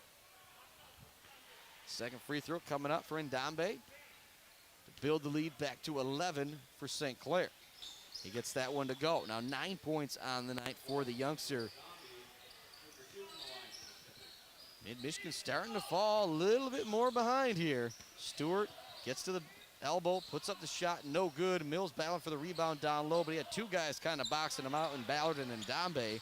Skippers come away with it and bring the ball into the front court. 3:25 left to go. Nobody's stopping him, so going all the way to the hoop. No good on the shot is Cameron Hudson. Up ahead, Antoine Walker gets the pass. He looks to lay it in. What a great chase down by Riley Bugg. Bug swats it away, coming out of nowhere. Here comes St. Clair into the front court. Good hustle by Noah Pruitt, but what a block right there from Riley Bug. It was a great pass ahead. Thinking he was all alone was Antoine Walker, or pardon me, it was Zach Miller, my bad. It's calling Zach Miller Antoine Walker. That is my fault out there. He had that one blocked. Great hustle, though, by Riley Bug. Bug now puts up the elbow jumper. It's no good. Rebound is gathered by Tim Stewart. Stewart races into the front court. Looks to get in the lane, but it's knocked away. Great defense once again from Riley Bug. In the front court comes St. Clair. Trying to set up Bug for the three-pointer in the corner. He looks to drive the baseline. There's going to be a blocking foul going against Mid-Michigan, and Bug made sure whoever got that blocking foul took the business end of that one as well. So Riley Bug with 4 points here in the first half. A couple nice defensive plays the last couple times down for the Skippers. 33-22 our score with 2:49 left to go. Jacob Tomsick, Enrique Andrade back into the game for the Lakers. They get it into Abula. Abula forces up the shot. Rebound is chased down by St. Clair, and it goes back to Abula. He'll get the finish and the foul, but he's got to think Ndambe got that offensive rebound. He's been dominant on the glass here in the first half. Got another timeout coming from Mid-Michigan. We'll keep it right here. 35-22 the score. The size, it's causing some problems right now for the Mid-Michigan Lakers. Whether it's if Lewis or Satchel Love aren't out there, and Ndambe, Bors, Ballard, they've been feasting down low. Yeah, and you know, a lot of their first shots are not making. They're not really shooting a good percentage. I don't think, but they're just getting so many offensive rebounds, and then they're getting fouled, or they're getting the and one. They're getting the quick little putback. You know, so they're just really attacking the glass, and Mid just doesn't have an answer because they don't have the height. And that's one of those we wish we had, you know, the ESPN stat tracker here to let you know exactly. Offensive rebounds, you know. yeah. But it has been a lot of putback points, some putback fouls going against Mid-Michigan. Get St. Clair to the free throw line, and they've taken advantage. Emmanuel Ndambe is 3 of 4 here in the first half. Cameron Hudson split a pair. Omari Duncan was 2 for 2, and Trevor Bors 2 for 2. 35-22 our score. Abula's got one free throw here. He knocks it down. He has 8 points here in the first half, and just a balanced scoring effort. You got 6 from Omari Duncan, 9 for Ndambe, and 8 for Kevin Abula. Somebody step up on the scoring prowess for the Lakers here. Enrique Andrade has it. He looks to drive aggressively into the lane. Up and under move, not there, so he kicks it out to Pruitt, who's open for a triple try. Nice move from Andrade to set up his teammate. But Pruitt can't get it to go from three-point land. The ball is going to go out of bounds back to the skipper. Satchel Love doesn't like that call. See, Mid-Michigan, they've gotten a few open three-point attempts. Other than that first one from Isaac Hungerford, just haven't been able to go. I'm going to say 1 of 8, 1 of 9 here in the first half from three-point land. And you typically don't see that from this Mid team. You typically see them shooting 30-40% from three. Nice move down low, creating an open space for Cameron Hudson. First shot, no good. He gets it back. Second shot, no good. He gets it back again, and Andrade ties him up this time. And Andrade is a strong kid out there. I don't think you're going to peel the basketball away from him. And he's somebody that when I've came up early morning, when I actually get up early in the morning, do a little shooting, do a little bit of running every once in a while, I see this kid in here putting in work in the mornings. Going to come out of the game. JaVale Lewis going to come in for him. 2:04 remaining here in the second quarter. It's a 13 or 14-point lead for St. Clair. Riley Bug has it, gets all the way to the hoop. Reverse lay-in. He gets it to go. Riley Bug with 6 points and some great defensive plays here in the first half for St. Clair. And Lewis is actually going to get called for the travel. Caught it and went with it a little too fast. Now a 16-point game. Starting to slip away a little bit right here. You know, last minute 52. Mid really needs a couple stops. Try to get this within, 12 to 10 at halftime. 1:48 left to go in that half. Cameron Hudson calling out the play for his team. 2-3 zone look right now from Mid-Michigan. Haven't seen that a whole lot from them this year, usually sticking with the man-to-man. Bula has it at the top of the key. He catches, he shoots no good, but there for the tip-in rebound is Christopher Ballard. He has 4 points. That's another one of those, the rebound is causing a lot of trouble for Mid-Michigan here in the early going. Which really surprised me. They're going to a zone. They're having a hard enough time going man-to-man, getting on the defensive glass. Watuzik forces his way into the lane, gets the layup up on the rim, and it just toilet bowls out. Can't get that one to go. Abula into the front court. Gets to the free throw line. Drops it to Ballard. Ballard gives it back out to Cameron Hudson. Hudson being guarded by Watuzik. Now backing up into that 2-3 zone just a little bit. 55 seconds left to go. They go to Riley Bugg. Bugg's going to launch the deep triple try. No good off the back of the rim. Offensive rebound again goes to Abula. They kick it out. Abula gets it back. He drives in a lane. Skip pass to Riley Bugg. Travel. He's going to put up the triple try. It's no good, but it didn't matter because there was a travel beforehand. Just another offensive rebound opportunity, though, is absolutely killing Mid. They now trail by 18. 45 seconds left to go. They have a lot of work to do to come back in this second half. Pruitt has it, looks to get a screen from Satchel Love. They drop it off to JaVale Lewis. Lewis in the lane, out to Watuzik. He's open for a three. This would be big. Can't get it to go. Satchel Love grabs the rebound. Puts it back up. Shot no good. Push down low, and Ndambe going against JaVale Lewis. No foul call.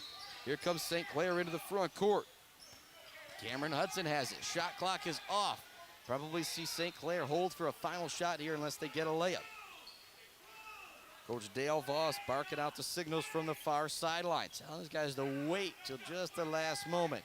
Now they get it out to Riley Bugg. Back over to Abula. He surveys the time. He's going to take the step-back jumper. Satchel Love might have gotten a piece of that. Not a good possession for St. Clair to end the first half, but everything else going their way. It's a very balanced scoring attack to lead them to 40 points. 40-22 our halftime score. We'll be back with your Mid-Michigan College Foundation halftime report right after this. The Mid-Michigan.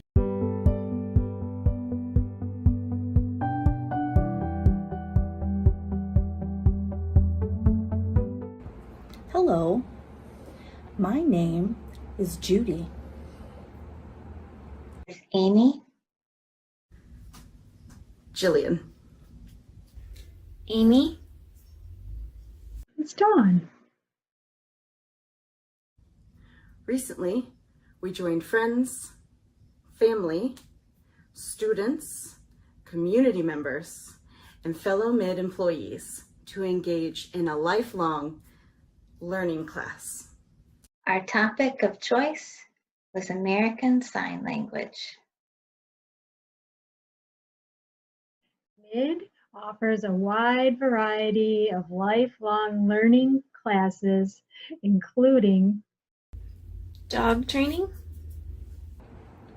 arts and crafts, photography and outdoors, financial planning, and many, many more.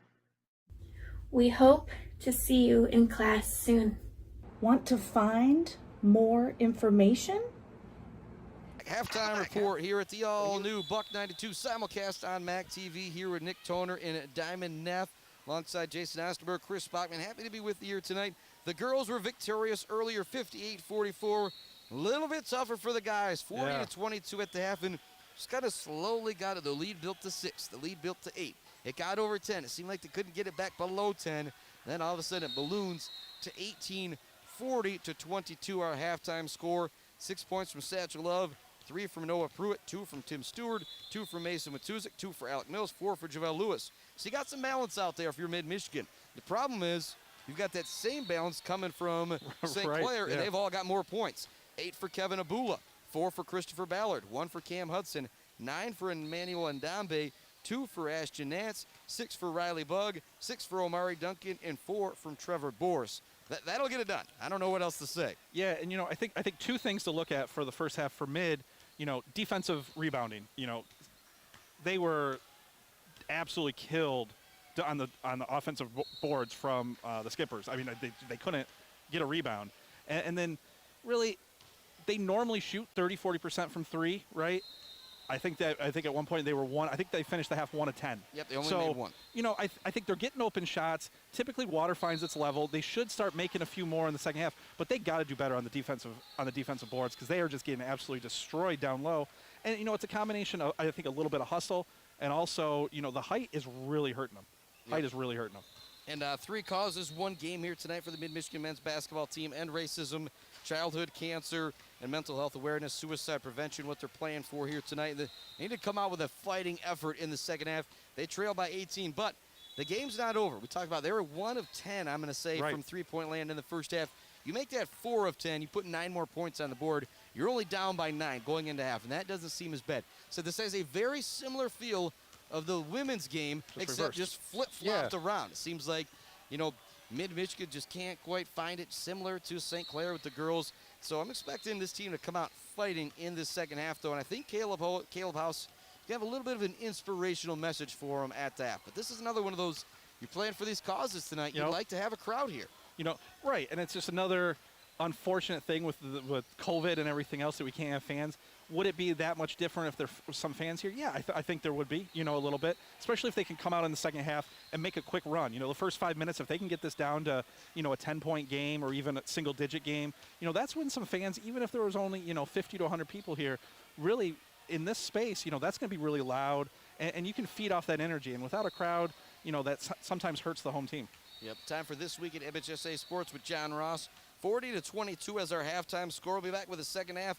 Lakers have got to battle back if they want to take down the Skippers and sweep them here tonight. Chris Bachman, Jason Osterberg, Nick Toner, Diamond Neff all courtside here for you. And a big shout out to Adia watching at home. Chris Bachman on the all-new Buck 92 and simulcast on MAC TV. We'll be back with the second half right after this. This week in high school sports, scores 1,000 career points, sees a city record fall, and has high honors for one of the UP's.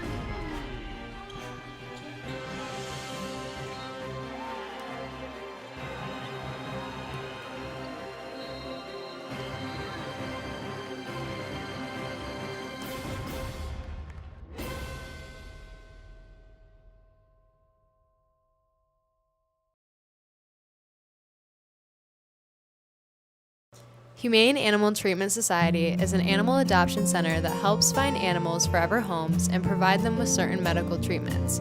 There are many ways you can help their cause. You can volunteer at HATS by running and reading with the animals, helping the staff with daily routines, and photographers can take pet pictures to boost their portfolio. There are still many animals looking for a forever home. See other ways you can make a difference at www.hatsweb.org.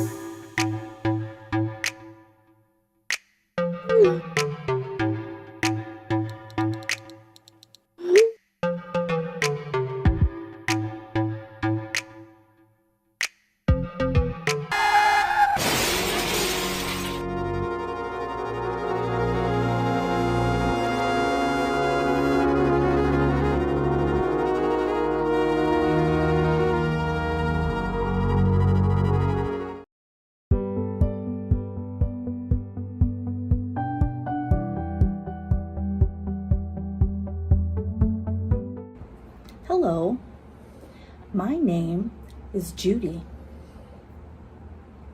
Amy. Jillian. Amy. It's Dawn. Recently, we joined friends, family, students, community members, and fellow MID employees to engage in a lifelong learning class. Our topic of choice was American Sign Language. MID offers a wide variety of lifelong learning classes, including dog training, arts and crafts, photography and outdoors, financial planning, and many, many more. We hope to see you in class soon. Want to find more information? Check our website, www.midmish.edu. Thank you.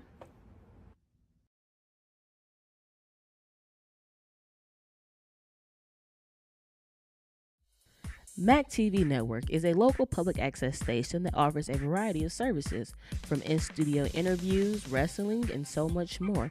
We cover local concerts, sporting events, and activities around the community. Members of the community can come in and take a free workshop to learn anything from editing to camera work. Broadcasting on Charter Channels 187 and 191, serving Gratiot, Isabella, and Clair counties.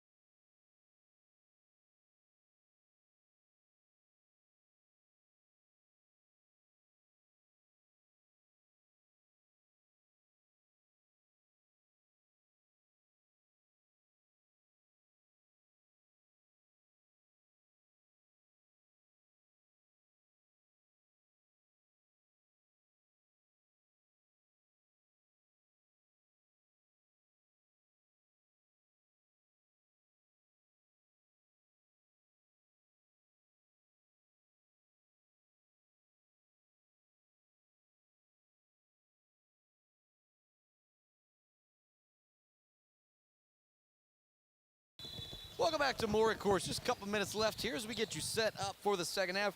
40-22, our halftime score. I'm talking with Shane Boyle.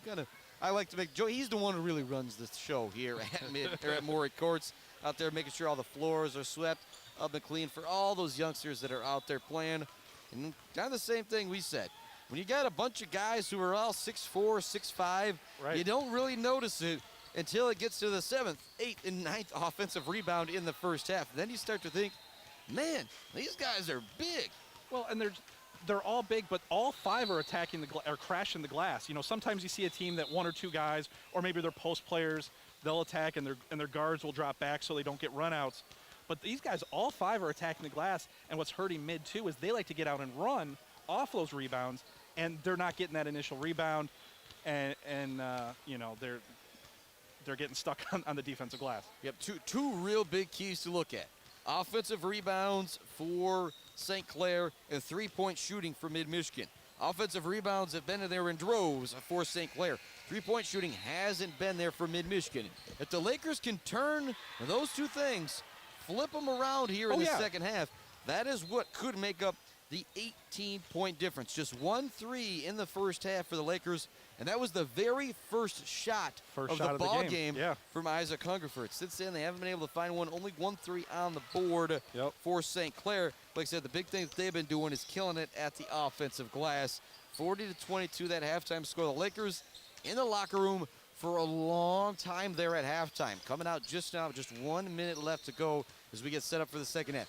Had a very, very deep discussion right there. I think that's one of those that you look at the time of the year it is, the team that you're playing, who you're going to have ahead of you in the tournament, and you start to say, guys, if we can't put it together in this second half, we're going to have a tough road ahead the next couple weeks. Grand Rapids Community College coming in here next week. They'll be coming in this Friday. We'll have that game for you. They're at Ancilla, at Glen Oaks next week. Then you start tournament play, and I might be a little off on that schedule exactly, but this is a big second half for this team going forward for tournament play, which is something that you always want to make noise in tournament play, no matter who you are and what you've been doing. Yeah, and I think for Coach House, I think the biggest thing boxing out on the defensive end, right?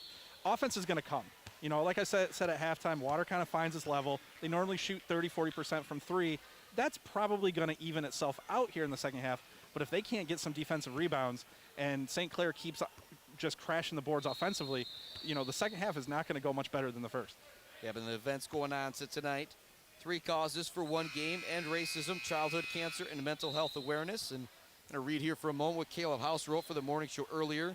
Met last summer a few times on Zoom. Was talking about the ending racism. The players wanted to do something to celebrate diversity.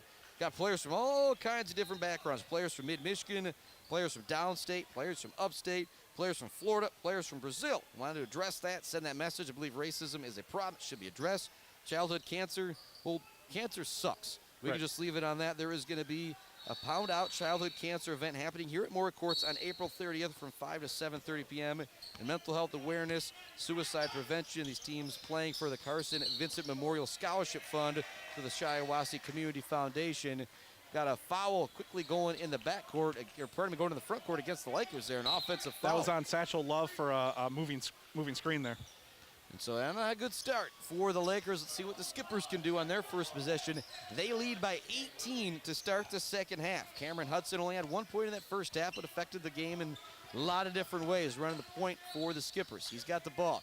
Riley Bugg catches and shoots in the corner, no good. Battling for the rebound is Satchel Love, and Ndambe. Love comes away with it, gets it ahead to Noah Pruitt. Pruitt into the front court. Gonna get a screen from Satchel Love. He's open at the elbow jump shot. He gets it to go. Noah Pruitt now with 5, and he's somebody that can get going in a hurry for Mid-Michigan, and you're gonna need one of those guys in the second half. Somebody is need to have a great offensive half here for the Lakers. Could be a number of different guys. It's got to be somebody knocking down 2-3 threes, getting a bunch of buckets in a row if they want to get back into this one. Shot no good, but another offensive rebound for the Skippers by Ndambe. They work it around. Riley Bugg's open for the 3, and Riley Bugg knocks it down. He's got 9 points. He's played some great defense. The sophomore from North Branch looking outstanding for the Skippers. Pruitt into the front court, leaves it for Satchel Love. Love now going to hand it off to Isaac Hungerford. 21-point lead now for the Skippers. Into the lane is Stewart. He can't get it to go. JaVale Lewis is there for the rebound. His putback attempt is no good, but he's going to draw the foul on the play. He had 4 points in the first half, did Lewis, 0 for 2 at the free throw line. Got to get all these free throws to go if you want to get back in the ball game if you're the Lakers. 43-24 score, 18:39 remaining here in the second half. First free throw for Lewis is smooth. He now has 5 points. He's one of those guys, you and I have talked about it. I don't care where he plays basketball next year. If we can find a way to watch him in a couple games, we're going to make it happen. Jason Osterberg and I, we're lifetime fans of JaVale Lewis, no matter what that kid does. Second free throw also goes down. 26-43 now the score.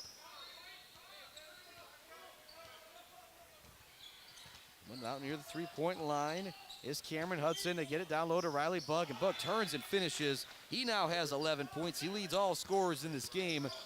Nice job posting up down low by Riley Bugg. He got it and got it to go. Tim Stewart drives, leaves it off for Satchel Love, and Love Can't quite get the lane. His putback attempt is no good, but he's going to draw the foul. There's a beautiful drive and dish right there by Tim Stewart. Love just couldn't quite get the basket to go. Might have been a foul out there going against St. Clair, but they're not going to call it. And a loud cheer coming from the other court. I think somebody just hit a buzzer beater. I don't know what just happened. Tim Stewart will inbound the ball for the Lakers. Going to go way into Lewis out near the volleyball line. When I refer to the volleyball line, I'm talking about the yellow line that's in between half court and three-point line. We've got these multi-purpose courts. Pruitt gets it to Lewis. Lewis a little bit of a size advantage, so he tries to drive in the lane. It's not there. Looks to get back out to Hungerford, but it's stolen away. Once again, Riley Bug playing great defense. Nice move. He gets in the lane. His shot is no good, but he's going to draw the foul. And that's where if you're Coach House, you don't get the foul call on the one end, but then Bug gets it on the other end. But the more aggressive team tonight has been St. Clair, and usually the more aggressive team does get the beneficiary of those foul calls. Absolutely. Bug at the line to extend the lead to 20. That one off the side of the rim. Riley Bug, the sophomore from North Branch, averages 15 points per game, 5 rebounds per game. He's got 11 on the night to lead all scorers.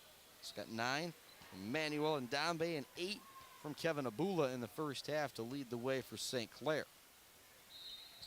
Second free throw for Bug. He gets that one to go. He now has 12 on the night. Leading scorers for Mid-Michigan, 6 for Lewis, 6 for Satchel Love, and 5 for Noah Pruitt. We mentioned Pruitt has the ball at the top of the key. Going to be left wide open. He launches the triple try off the front of the rim. No good. Rebound is gathered by Omari Duncan. Duncan brings it into the front court. And that's another thing. You talk about the size of this Skippers team. No matter who grabs the rebound, they're all capable of bringing it into the front court. You have a foul going against Noah Pruitt as Duncan was looking to force his way into the lane against him. Whether it's been Riley Bug, pretty much anybody but Emmanuel Ndambe has brought up the ball tonight for the Skippers. You know, and I think the other thing, to go along with their size, they're all extremely athletic. Sometimes you see some guys that, you know, they're maybe 6'8", 6'9", but they're not as athletic as some of the other guys. But all these guys can match athletically with the best that Mid can, you know, can bring out there. And you have those two combinations, and it makes it tough. A little miscommunication right there on the inbounds play as it sails out of bounds. Maybe that's the little bit of momentum builder that Mid-Michigan needs. They trail by 20, 46-26, 17-29 left to go here in the second half.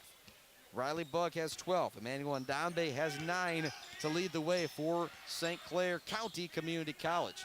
Tim Stewart being given the three-pointer. The lefty doesn't take it. Hands it off to JaVale Lewis. Lewis now looks to drive in the lane. Spins, nothing happening. Good defense from Ndambe. Pruitt's open for the shot. He up fakes, doesn't take it, gets in the lane and gets that one to go. It's like Pruitt had the open three-pointer and he's decided, you know what? These open threes aren't going in. I need to knock down a really tough 18-footer. That's what he did. Now 7 on the night for Pruitt, and you just need somebody to get something going for Mid-Michigan. Sometimes seeing the ball go into the hoop, though, maybe can help the whole team out. Bug into the lane. His floater no good, and a beautiful reverse tip, but it doesn't go in for Christopher Ballard. I wanted that one to go down. That would have been a sweet impressive, play. yeah. Stewart loses the dribble. Diving on the floor for the loose ball is Riley Bug, and he passes it off to his teammate Hudson. What a play right there from Riley Bug, diving on the floor for the loose ball. Man, that was a great play. It looks like he might be a little worse for wear after it, though, as he goes into the corner, try and set up offensively. As I say that, he catches, he shoots, no good off the back of the rim. Rebounded down low by Ndambe. Now looks the back in against Satchel Love. Love gets a piece of the shot. Hungerford comes in for the rebound. Lakers needed that play right there from Isaac Hungerford. They still trail by 18. Gonna nip into that lead here on the offensive end. Pruitt double teamed off of the screen, waits a moment, gets some space, kicks it to Hungerford. Hungerford on the up fake. He's gonna hand it off to Pruitt. Pruitt, the step back triple try. It looks pure from here, and it's good. Big basket right there for Noah Pruitt. He has got 7 points here in the first 3:13 of the second half. So if he finds that offensive rhythm, the defense comes with it. It's now down to 15 points. It was an 18-point lead at the half. You want to get it under 10 with 10 minutes remaining and start to think you got a chance to come back in this one. We're going to drive on Pruitt. It's Cameron Hudson. It's not there. Now going to have a foul going down low. I don't know if that's going to be going against, that is going to be going against Pruitt down low. Pruitt trying to explain himself a little bit to the official. Mason Matuzik, Enrique Andrade coming into the game. Tim Stewart, JaVale Lewis going to get a little bit of a break. Inbounding the ball is going to be Jackson Allen. sophomore from Richmond, Michigan, back out there for the Skippers. And had some nice minutes in the first half. Ball goes into Riley Bug. Bug forces the shot up, and he gets it to go. And the foul. Bug kind of forced his way into Mason Watuzik. Watuzik was kind of falling back, put up the shot, got it to go. And that's one of those, when you're the aggressive player, sometimes you get those calls. That's exactly what happened right there. Riley Bug, the leading scorer in the game right now. He's got 14. He's at the charity stripe to make it 15, and he does. The sophomore from North Branch turning in quite the performance here this game.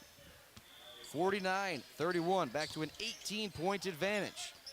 Now 5 minutes gone here in the second half, and you haven't cut into that lead at all now if you're the Lakers. Pruitt can't get that one to go. Diving on the floor for the loose ball is Andrade. Coming up with it is Pruitt. He drives, looking to make something happen. It's not there. Good defense being played by Jackson Allen. Want to pass it in the corner to Watuzik. It's stolen away. Omari Duncan races into the front court, throws the oop, and Ballard slams it down for St. Clair County Community College, and the lead is back to 20, 51-31. Watuzik into the front court, gets it to Pruitt on the far wing in front of the Lakers bench. Pruitt looks to drive. Jackson Allen's going to be called for the foul. And that was one of those, Coach House, if he didn't get that call, he's going to be pretty upset. Yeah. 51-31 is our score. It was 40-22 at the half. Mid-Michigan trailing by a little bit more, not able to make any noise here in the second half. Satchel Love looks to get the inbounds pass, but it's knocked away by Emmanuel Ndombe.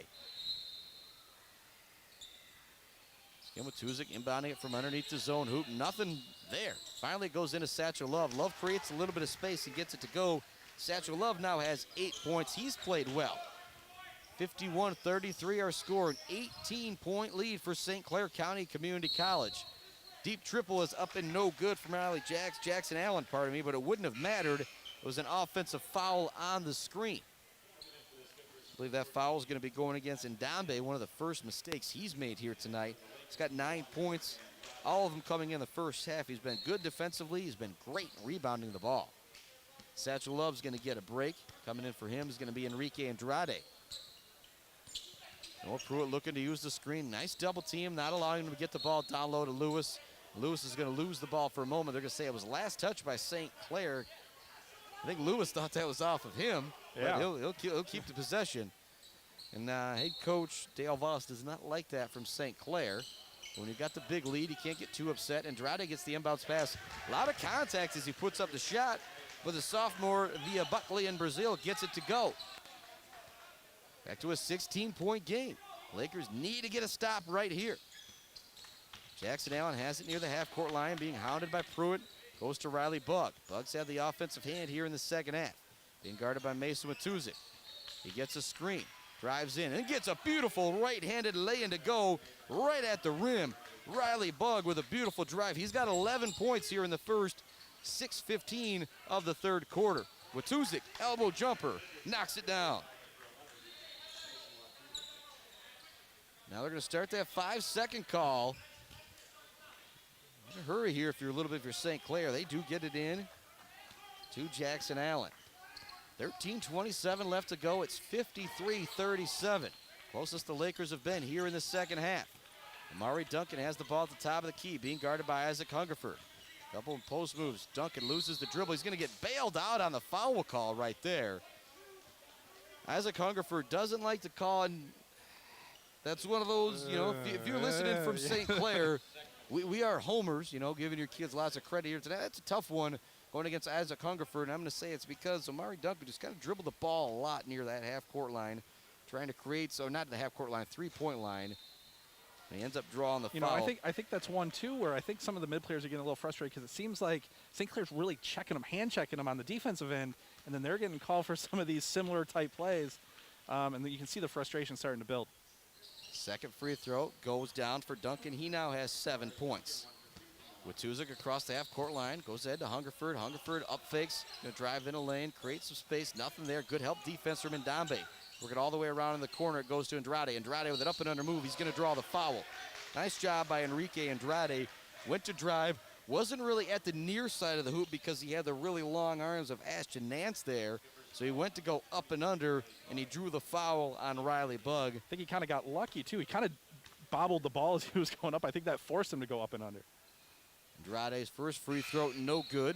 Some good minutes from the sophomore. Buckley via Brazil here in the second half. 7 minutes have gone by. The Lakers have shaved 1 point off of the halftime lead. That's not going to get it done. Seems like they've been a little bit better defensively here in this half, except for Riley Bugg. Second free throw also no good. Javale Lewis looks to tip it in and ends up being stuck in the backboard, which means it's a jump ball. It'll give it back to St. Clair. And that's one of those, seeing Javale Lewis do that just makes me wish I could jump that high for one day in my life. Just once, yep. Jackson Allen across the half-court line, being guarded by Noah Pruitt. They go down to Riley Bugg. Why not? He's had the hot hand. Right-handed hook shot goes for Riley Bugg. He has 19, including 13, here in an electric second half. Pruitt into the lane, looks to create. Floater up, no good. Riley Bugg there for the defensive rebound. In the front court comes Jackson Allen. Allen looking to get all the way to the hoop, drops it off for Ashton Nance, and Nance throws it down with 2 hands. He now has 4, but that was a beautiful dish from Jackson Allen. Racing into the front court is Noah Pruitt. For the Lakers, you start to feel this one slip away a little bit. 12 minutes remaining, you still trail by 21. They had those couple stances of momentum here in the second half. Yeah, I mean, they got it down to 15 there briefly. They just haven't been able to really get any real momentum going. Riley Bugg has answered back every time. 13 points here in the second half for Mr. Riley Bugg. Tuzik looking to get the inbounds pass in. There's going to be a foul call going against the Skippers, and Dombe getting a little too aggressive as the Tugas trying to get the inbounds pass in, which will send Javale Lewis to the free throw line. They've been having a lot of trouble getting the ball in on those inbounds plays underneath the basket. I think that's where some of that hand checking comes Right. into play right there. But now the one thing you do got going for you, if you're mid-Michigan, you're headed to the free throw line for 1-and-1 the rest of the way, but you got to knock him down. Lewis doesn't get that one, but a great board down low from Andrade gives it back to Lewis. Lewis is going to head back to the free throw line. Now Lewis, 2 of 5 at the charity stripe. Shoots it at a better clip than that on a normal night. 58-37 our score, 12-16 remaining. Another miss at the free throw line for the Lakers. You said you talk about kind of the opposite games. Yeah, you know, it was really. the St. Clair girls that couldn't knock down free throws in the third quarter, kind of this same period right here. And now it's a bigger lead for the St. Clair men's basketball team than it was for the Mid-Michigan girls basketball team, but kind of opposite games. Pruitt comes out of the game. Tim Stewart back in to replace him. Second free throw for Andrade. That one, or pardon me, for Lewis. That one drops in. Now 7 on the night for Lewis. More substitutions coming in. Riley Bugg's going to come out. He gets a little ovation from his teammates. 5 Lakers out there. Enrique Andrade, Isaac Hungerford, Mason Watuzik, Javale Lewis, and Tim Stewart.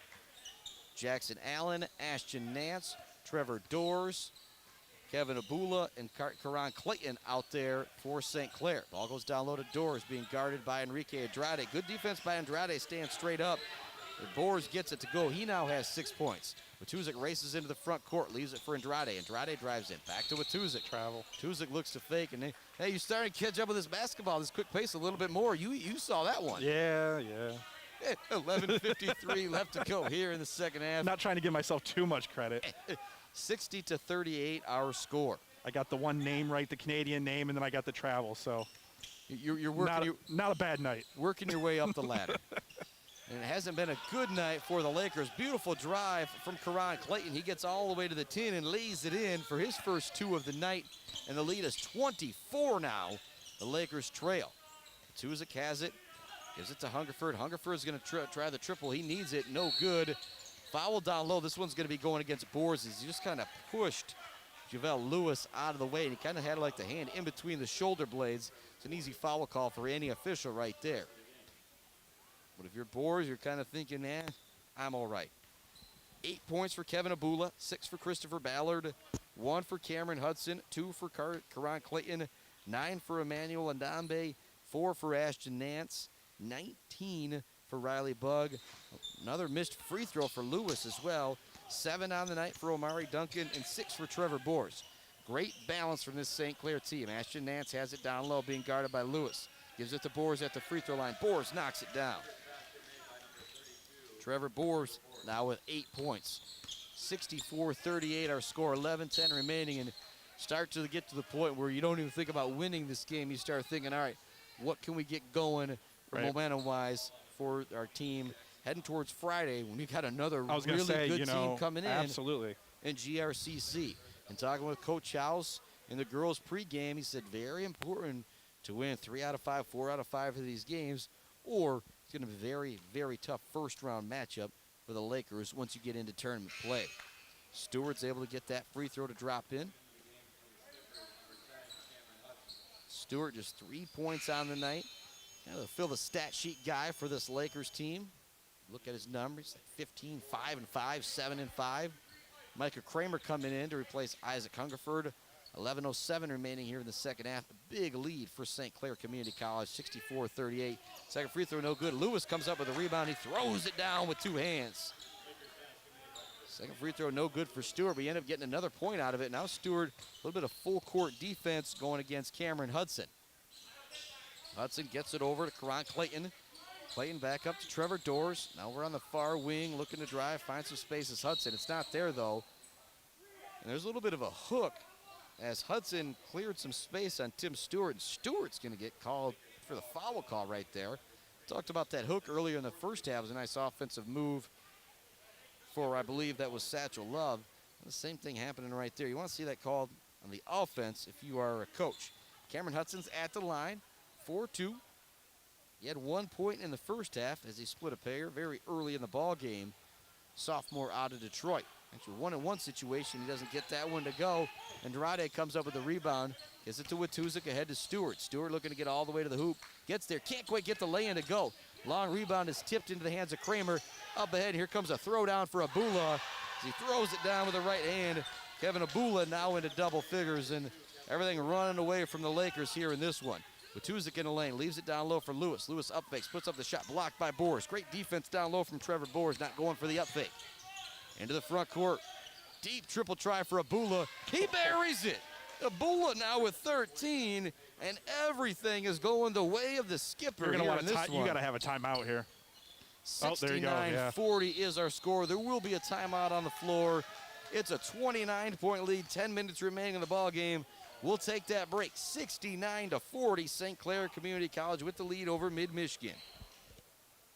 They say you get what you pay for, but when it comes to a living space at Timber Creek, what you pay for gets you more than you expect. Timber Creek Apartments in Mount Pleasant offers multiple floor plans, amenities, utilities included in rent, and more. Find affordable living at facebook.com/timber-creek-apartments today. When March rolls around, you really get that bug to spruce things up around the house, including your workspace at home. Let LJ's Kitchens and Interiors of Mount Pleasant help you design a fresh new look for all your areas. In fact, LJ's design team can customize a variety of spaces like kitchens, entertainment centers, mudrooms, and of course, home offices. Imagine brand new cabinets with cabinetry from DuraSupreme. Go to facebook.com/LJS Kitchens of Michigan for all home office ideas, and find out about cabinetry from DuraSupreme at LJ's Kitchens and Interiors on Mission, Mount Pleasant. Welcome back to Moore Courts. 69-40. Yes, 69-40 is our score. It was 40-22 at the half. 29 points on the board in the first 10 minutes of the second half for St. Clair County Community College. You start to see why they are nationally ranked. The balance is unbelievable. 13 from Kevin Abula, 6 from Christopher Ballard, 1 from Cameron Hudson, 2 for Karan Clayton, 9 for Emmanuel Ndambe, all in the first half, 4 for Ashton Nance, including a sweet throwdown, 19 for Riley Bugg, 7 for Omari Duncan, who leads the team in scoring normally, and 8 for Trevor Boers. Stewart drives the lane. His left-handed shot is no good. It's rebounded by Karan Clayton. They race into the front court. Abula wants another triple try, and he gets it to go. 16 now tonight for Kevin Abula, including the last 8 points for St. Clair. Micah Kramer has it. Hands it off to Stewart. Stewart looks to get in the lane. Left-handed layup is good. Nice play right there from Tim Stewart, and that's the one thing that you will see from this Mid-Michigan Community College team, taking on the mantra of their head coach. They're not going to quit in this game. They're going to continue to play hard like it's a 4-point game, despite it being now a 30-point game, 42-72. Boers from the baseline gets it to go. And I tell you what, I don't know how many teams would beat St. Clair on a night like tonight. They are firing on all cylinders, in particular here in this second half. Andrade to the hoop. He gets the basket to go, and he draws the foul. Enrique Andrade's had a solid game here tonight for Mid-Michigan. He's got 4 points, can make it 5 at the free throw line.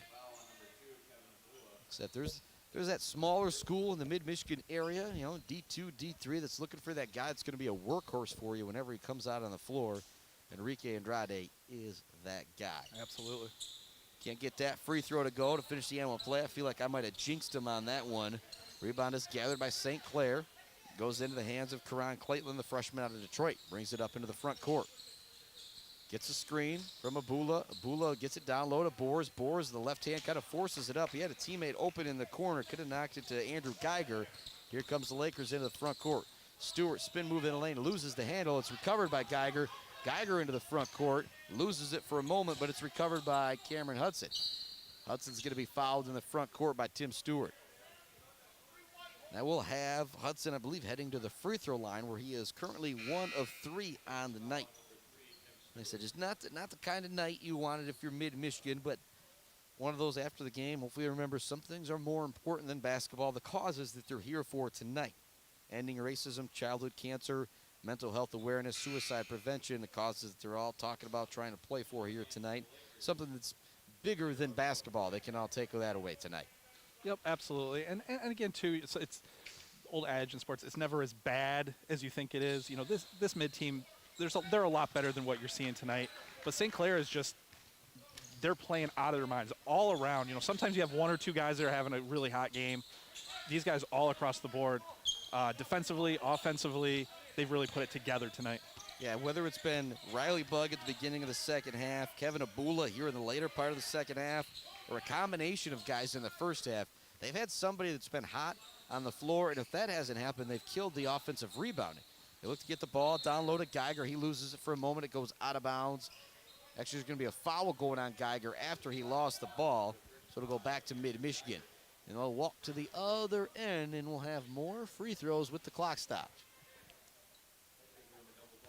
It's going to be Andrade, I believe it's going to be Andrade stepping to the free throw line. And you want to talk about the most active players for the Lakers here in the second half. It's been Enrique Andrade. Yeah, he really has. And that's something if you're Coach House that you're looking at right now. What guys are still playing hard? What guys, if any, hopefully you don't see any, but what guys are kind of just calling it a day early? You know, that's one thing you don't want to see if you're the coach. So that's something you're looking at because, you know, you still have games left. They're going to make the tournament. And so you got to work for the next game. Yep, and Andrade, next free throw. That one he gets the members roll on. I would say if he doesn't get that one to go, we might have to do a little practice at the free throw line for him. It's been a struggle. 74-45 our score. 8 minutes left to go. It's been all St. Clair County. Losing the ball, recovering it, and getting it up and in one motion is Karan Clayton. That kind of goes to show you, that's the kind of game it's been. You know, he loses the ball on the way up, still manages to kind of tip himself into the bucket there. With Tuzik catch and shoot on the triple try, and he gets it to go. That's one guy who's been more and more impressive as the season goes along. Is my main man, Mason, with Tuzik. And Thomas McCann, who's coaching some of the youngsters from Beale City that I saw. Oh, beautiful drive, beautiful move. Getting the lay-in and the foul is Cameron Hudson. He now has 3 and can make it 4 at the free throw line. But Mason Watuzik, somebody that I've talked to you about for a couple years now. Yeah. I saw my buddy Thomas McCann coaching some of the Beale City youngsters, and he's like trying to point out to me before the game. He says, "You see that 11?" He says, "That's Mason Watuzik." I says, I know who he is. Free throw up and no good. Long rebound goes into the hands of Noah Pruitt. Pruitt races down court. He wants to get all the way to the hoop. Beautiful up and under move to get by Abula. Can't get the lay-in to go, but he's going to draw the foul on Kevin Abula. Pruitt, another one of those guys here in the second half. You're just seeing him go hard. He doesn't care what the score is. He's playing like it's 72-78 instead of 78-48. Right. 10 in a game for Pruitt. He leads all scores for Mid-Michigan. Satchel Love also has 8 points, and you've got 7 for Mason Watuzik and Javel Lewis. First free throw up and no good. And now it's going to be all for naught free throws in this game, but free throws have been a huge struggle for the Lakers here in the second half. But it's one of those, I'd say, you know, well, it'd be a 22-point game instead of a 30-point game. Not quite like the girls' game. Right. But it has been the two opposite games here. It's just one of those where nothing quite is going right for them tonight. And everything is going right. And everything's going right for them, or St. Clair, exactly. Yeah, you're not going to see Noah Pruitt go 0 for 2 from the free throw line very often. He does there. Alec Mills comes away with the rebound. Mills wants it down in the post. Pruitt doesn't give it to him. He drives, kicks it out to Kramer. Kramer's open for the three, no good. Long rebound is gathered by Andrew Geiger. 7 minutes now remaining, and this one pretty much in the books with a 30-point advantage for St. Clair. But St. Clair's not going to stop playing. If you're Mid-Michigan, this is the point where you got to be a professional out there if you are Mid-Michigan. Yeah, it's only the college ranks, but you guys are pros out here, need to play like it. Pruitt drives the baseline, looking to create something. Picks up his dribble for a moment. Now gets it to Satchel Love at the free throw line. Love now to Micah Kramer. Satchel Love's going to set a screen for him. A little give and go action there. Nice great play pass. by Kramer. Kramer faked it to Mills in the corner, then went down to Satchel Love. Love couldn't quite handle it. Love saves it. Great hustle right here by the Lakers. Kramer has. He's got to make something happen in the final couple seconds. Out to Watuzik. Watuzik launches the triple try off the front of the rim. No good. Rebound is gathered by Jackson Allen. A good hustle on that possession by the Lakers. That's what we're going to talk about for the final 6 minutes. It might be a 30-point game, but watching all these players out there, you wouldn't know. Up and under, no good for Andrew Geiger. That's the guy they're really trying to get a basket these final few minutes. You can just tell.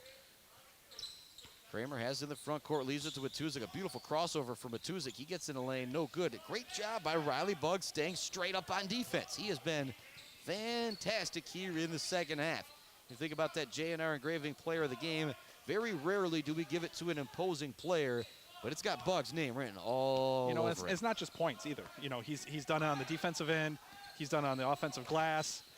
He's been by far the best player out there tonight. Yeah, and it's one of those, he only had 6 going into the half. Had some nice defensive plays in the first half. Ashton Nance throws it down on the beautiful feed from Jackson Allen. Nance now has 6 points, and they might be 3 dunks. 5:20 now remaining. It's 80-48. A couple weeks ago, and the Lakers were really able to put it on Glen Oaks, kind of game that it was here. Shot up and no good from Pruitt. Into the front court comes Jackson Allen. 5 minutes remaining now. 48-80 is our score. What a night for St. Clair County Community College SC4. Bug has the ball, being guarded by Watuzik. He's had the hot hand in the second half. Now goes to Jackson Allen. Allen being guarded by Micah Kramer. Looking, nothing there. Now he's going to put up the shot, no good. Going to be a foul down low. I believe that's going to be going against Satchel Love. Maybe a little bit of a push from behind, trying to prevent Ashton Nance from getting the rebound. Freshman Westland played at Bay City John Glenn last year. Solid game for St. Clair. Power dribbles. Few power dribbles at the free throw line for Nance. Shot up and no good. Ashton Nance stands about 6'8". He's one of those players kind of lifts the shot back behind his head. It's a little bit of a jerky shot there, but Substitutions now coming in for the Lakers. He can dunk really well. I bet you, yes, that he can do. When you start to think about that form, it's a little jerky, but nobody's going to be able to block that shot when he's putting it up from three-point land or anything. Misses both free throws. Grabbing the rebound is Shane Jenkins. TJ Rady also into the game, along with Alec Mills, Jacob Tomsick, and Micah Kramer for the Lakers. Goes to Jenkins in the corner. Jenkins with the drive, shot up, and he gets it to go. Nice play right there from Shane Jenkins, the freshman out of Clair. He's one of those kids that just a big adjustment from the level of play, going from the Jack Pine Conference to this level of basketball. But Jenkins, outstanding player for Clair the last several years. Going to find a lot more minutes next year for this Lakers team, I imagine. Triple try in the corner for Jackson Allen is no good. Jenkins gathers the rebound for the Lakers. But this is the type of game for somebody like Jenkins. Get some decent playing time against a really, really high-quality opponent. That's going to reap benefits later on this year or even next year. Tomsick launches the triple try. It is no good. Coming down with the rebound is Karan Clayton. You're exactly right about that. You just want to get all these guys out there to get them some momentum going ahead to next year. And you got the 2 veterans out there, TJ Rady and Micah Kramer, kind of guide those 3 youngsters, Tomsick, Alec Mills, and Shane Jenkins. Ashton Nance gets the ball down low, working on Mills. Mills does a good job staying straight up, forces the miss. Another rebound for Shane Jenkins. Jenkins gets it to TJ Rady. Rady in the front court. Rady looking to drive. Kicks it out to Mills. Mills open for the triple try. It's up, no good off the rim. Chasing down the rebound is Jacob Tomsick. He saves it in to Kramer. Micah Kramer now surveying, gets it out to Jenkins. Jenkins on the drive. Looks to create some space, up and under move. It's not there.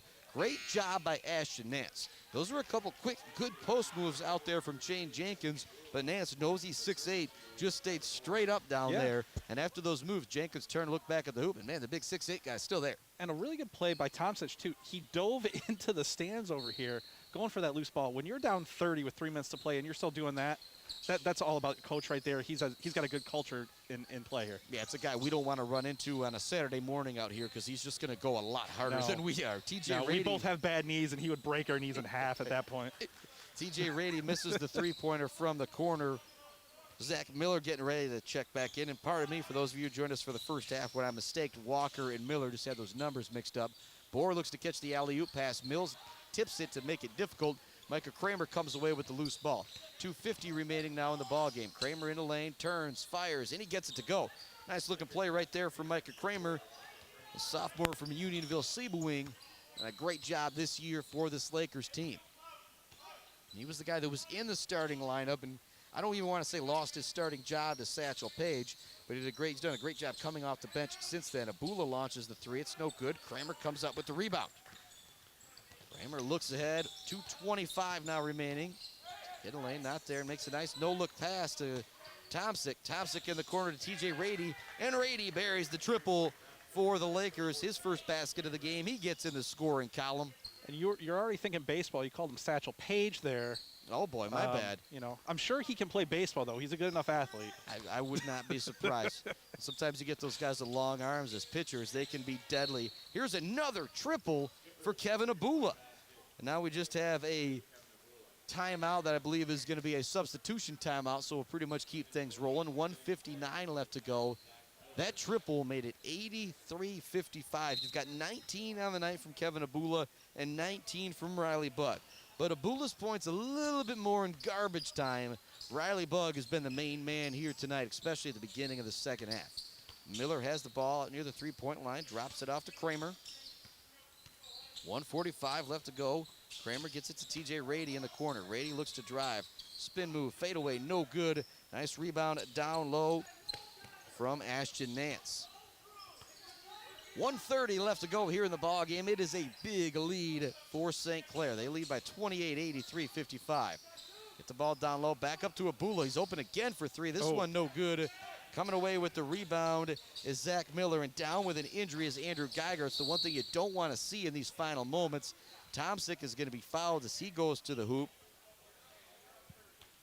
Geiger's up now. So he might be able to walk off on his own power, but he definitely has the twisted ankle out there. Tomsic at the free throw line. We're going to get himself in the scoring column.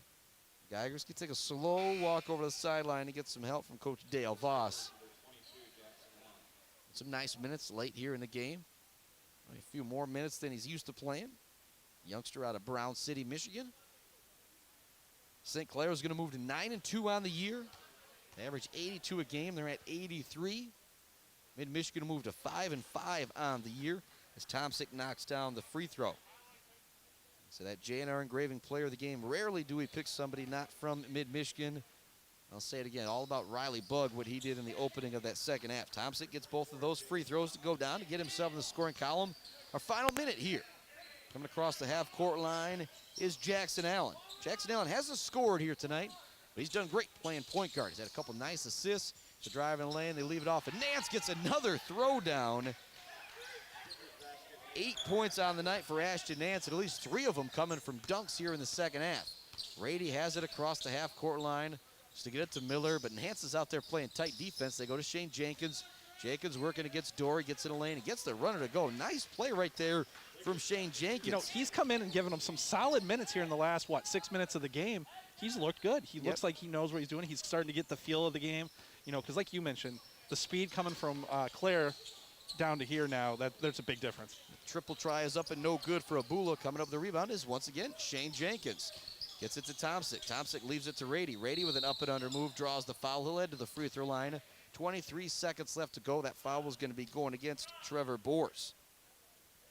So that is the one thing to think about if you're the Lakers. You get these guys in here. TJ Rady, Shane Jenkins, TJ Rady don't get a ton of minutes. Rady was able to knock down the triple. Jenkins, 4 points, get himself some confidence going forward. Rady back at the free throw line now.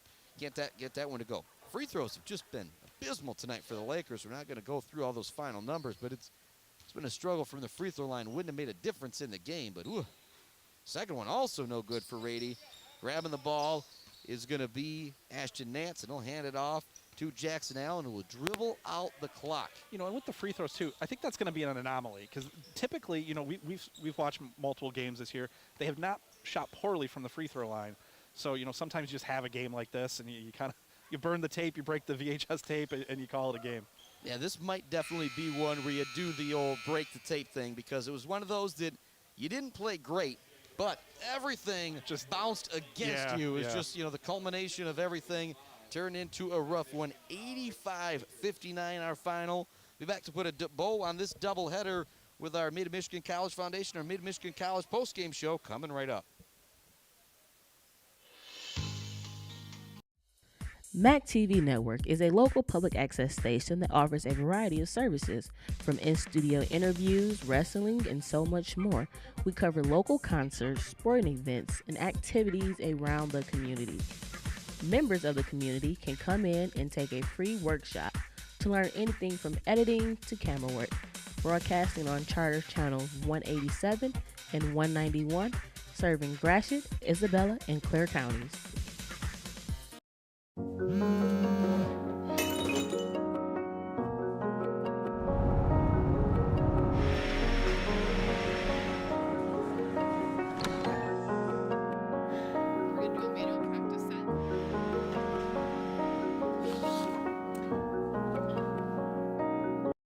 Humane Animal Treatment Society is an animal adoption center that helps find animals forever homes and provide them with certain medical treatments.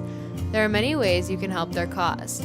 You can volunteer at HATS by running and reading with the animals, helping the staff with daily routines, and photographers can take pet pictures to boost their portfolio. There are still many animals looking for a forever home. See other ways you can make a difference at www.hatsweb.org.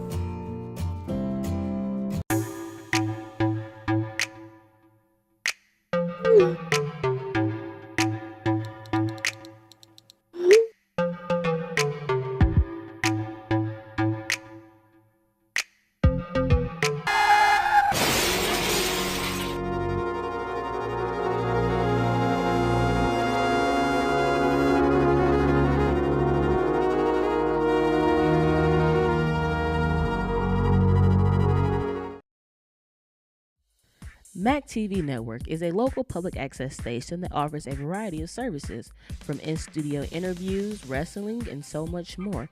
We cover local concerts, sporting events, and activities around the community. Members of the community can come in and take a free workshop to learn anything from editing to camera work. Broadcasting on Charter Channels 187 and 191, serving Gratiot, Isabella, and Clair counties. Wrap up with your host, Chris Bachman, right here on the all-new Buck 92 and streaming through buck92.com. Welcome back to More Courts. Chris Bachman, Jason Osterberg, ready to put a bow on this one. And tonight's one of those things. You remember, there's some things that are more important than basketball. 3 causes for one game: end racism, childhood cancer, mental awareness, suicide, mental health awareness, suicide awareness. And it's got a reminder of all that this is just a game. Right after the game, 85-59 was our final. JaVale Lewis comes walking up to us and says, I almost forgot what a good to kid. come thank you guys. And it's just, I said it a couple times earlier, the kid's 6'7", but he melts my heart in a number of different ways. And it's things like that coming over here.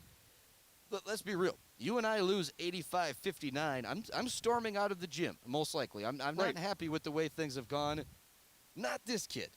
Not the sophomore from Grand Ledge. He comes over and says, thanks so much for being here. You know, and if you're a D1 college program, those are the kind of kids you want involved in your program. He brings something to the community. If he acts like he does with us here, you know he's even better with kids in the community, reaching out, any of those things. Clearly his parents did a great job in raising that young man. But like you said, you know, for him to come out in a game like this where, you know, the hype was around this game, he came up afterwards, oh my God, I almost forgot, like you said. And then he acknowledged all of us here, dabbed us up a little bit, said thank you for doing the game. He'll see us Friday. You know, a kid like that, he's going to be successful no matter what he does in life because of that attitude and that gratefulness, and just the professionalism, Yep. So, kudos to him. Kudos to his parents for raising a good kid. Yeah, but if he ever wants a radio sales job, I know a sales manager in We're radio looking. that might be We're looking to hire him. Even if he wants part-time, some internship stuff, I would give that kid a shot in a heartbeat. 85-59 our final. J&R Engraving player of the game. We talked about it a lot in the second half. Riley Bugg had 19, including 13 in the first part of that second half, that just really blew the doors off the game. It was an 18-point game going into the half. It was at 25. It was at 30 real quick. We saw why this St. Clair team is ranked. And we talked at halftime about the need for that first 5 minutes for Mid to kind of get back into that game. And Riley Bugg did the exact opposite. He flipped it. He scored 13 there in the first 10 minutes of that second half and really set the tone for St. Clair that second half, and then Mid just never could get back into the game. Yeah, so Jason, you just started here, getting things under the belt for your broadcasting, and unfortunately, things are coming to an end. It's on over Friday. I know. As we have sophomore night, but it should be a fantastic game. Make sure you join us this Friday as Mid-Michigan looks to get revenge on Grand Rapids Community College. The girls lost by 5 in GR. The men lost by 3. It's going to be a big game on Friday. Make sure you check it out. Very good game. Chris Bachman, Jason Osterberg, Nick Toner, Diamond Neff, Adia back watching the game as well. Thanks to everybody. Thanks to Cheyenne Hole back in the studios. We'll see you Friday for sophomore night with Mid-Michigan College.